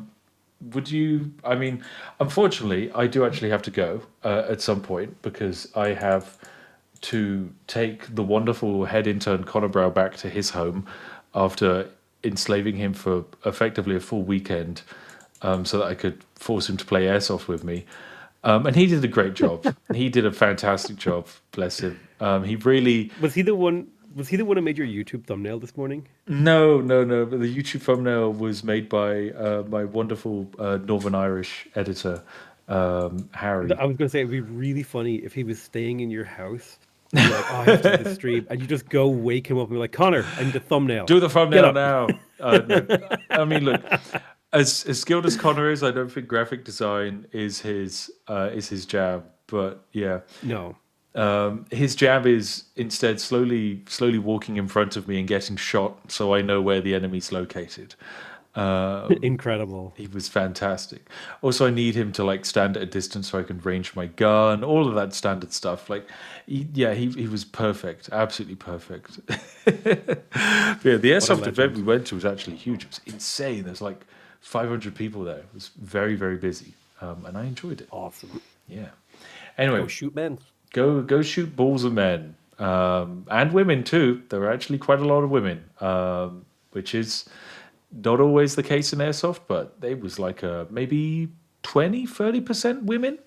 So yeah, Hey, we can work with those numbers. that's We're better getting than close to that's that better than the 50-50. gender ratio on my YouTube channel. So yeah, that's Yeah. Mine's like 97.3, dude. yeah. It's tough out here for a strategy nerd. You play Paradox games once, and this is like what you get left with. Yeah, I mean, I don't. Yeah, I feel like I'm trying to make content for everyone to enjoy, but I don't know what I'm doing wrong, Potato. No, I think I've just accepted that, like, it's, sweaty, pasty, software engineers in their 40s that watch my videos. Yeah, shout out to our core demographics. Shout out to those legends. You beautiful people. Oh dear. The thing is, when you actually go to physical events, the vast majority of when I've done like signings and stuff at events, you get a really different demographic to what your actual demographic is. Yes. And it's like super diverse. it's incredibly diverse, and it's really quite fun. Whereas then, yeah, if instead I just look at the demographics YouTube tells me I have, congratulations, you guys are on average about 30 years old. You are primarily either European or North American. Your first language probably was English. And you're really into strategy games, city builders, and history. Congratulations. There you go. Like, I remember I met I think it was a 6-year-old kid with his dad, and he was like, he has 1,000 hours in Civ 6 because of you. And I was like, that is a significant percentage of that child's life. Yeah, I met that child too. He was at he was at the Civ 7 World Summit event. And yeah, like that child is like, my God, he's like almost got 1/100th of his life just playing Civ. Maybe even more than that. It's wild. What a legend. My God. What a legend. Yeah. Apparently, we've got someone in the chat who's an American female that doesn't like strategy games. Well, congratulations. You break the mold. You make up the 0. If you want to be part of the 1% in real life, doesn't matter. You're part of the 1% of my YouTube channel demographics.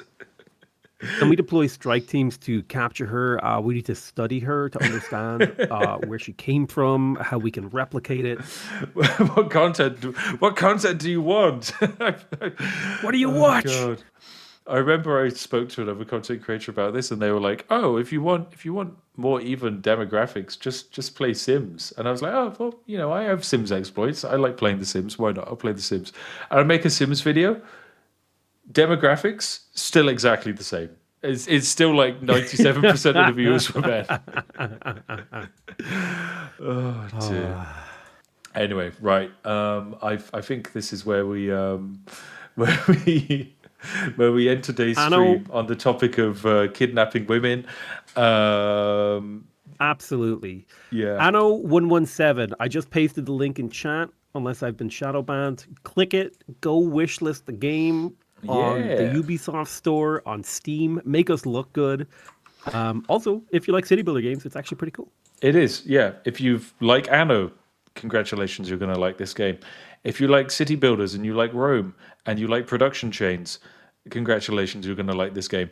If you're like me and Potato, congratulations, you're going to like this game. And we've just told you about the game and we've shown you the game so that you can be more informed about the game. And remember, this is the most important thing. If you're an Anno fan, Potato and I both have one of those chair covers. Please reach out to our Twitter DMs. They are open. We are willing to sell them. And there we go. Thank you very much to Ubisoft for sponsoring today's stream. Do you have any final parting words, Potato? I love you all very much. Make sure to subscribe, donate, like, everything. Do it all. Yes, that's it. And thank you all for watching. It's been quite chill and fun. And thank you, Potato, for joining me. It's a wonderful aspect of my job that I get to go to foreign countries and play video games and be fed tasty food. And they're games that I love anyway. you have to remember that like for every one of these opportunities Potato and I take, it's turning down 700 opportunities to play mobile slop for a much larger Yes. fee. I urge you to all have my inbox for one day. It's a messy thing. I'm actually having to start a second email just so I can better filter mobile slop and crypto slop, and now the new patent pending AI slop. It's great. I love it. The future is There's now. even, do you get like collaboration opportunity with Nvidia, and it's just a simple like text line from a like a Chinese or like Indian email address that's clearly like, oh, John dot Amesh at India Online. Yeah. Or no, they all no, all the scam emails come from the Czech Republic. That's where they come from. Sorry. Yeah, you're right. I've got an email from a. This is literally one I received 1 minute ago from an AI voice dubbing company for AI TikToks, and of course, I don't have a TikTok or use TikTok, and the email is from a domain that is registered to someone called Alex, but it's signed off by someone called James. So make of that what you will. Yeah. If I check my spam folder, Oh God. it's grim. Yeah. Hey, maybe AI TikTok voice dubbing is our path to a 50-50 audience demographic. Ooh. Maybe it is. Did you know in Civilization Anno, you can do many things? Welcome to the Spiffing Brits, you beautiful tea drinking lovers. They got it down. But yeah, Oppenheimer, by the way, nice to see you in the chat. Always love your projects on board. That's a great name for a CSGO player. It is actually a great name for a CSGO player. You're right. Except this person primarily makes Project Zomboid videos. But, you know, maybe in the next lifetime, he can rebrand as a Counter-Strike creator. Oh, I'm so dear. disappointed that you make Zomboid videos instead of CS. Counter Strike. Yeah, Yeah, with that amazing name. indeed. Right. Thank you all for watching. He said he did start on CSGO. Oh my God. The What a law. legend! You're a What a legend. legend. I didn't believe it. That's wild. That's wild. Anyway, thank you all for watching. Thank you all for hanging out with us. Thank you to the 1,000 people who like the stream. That's really cool of you. Because yeah, literally like the only things that Ubisoft asked was like 4 talking points, which we talked about anyway, because it's the game. A link for people to wishlist it if they're interested. You can just wishlist the game. We have to mention the game is coming out late 2025. And a live stream VOD. That was it. The rest has just been Potato and I podcasting for two and a bit hours for fun. Welcome to the we got a paid holiday to play a video game, so we Yeah. did a 2-hour podcast. 2 white dudes on holiday. They got paid to do it and eat food, and they still stole a bunch of stuff. Do, do, do, do, do, do. Thank you for watching. Bye bye. There we go.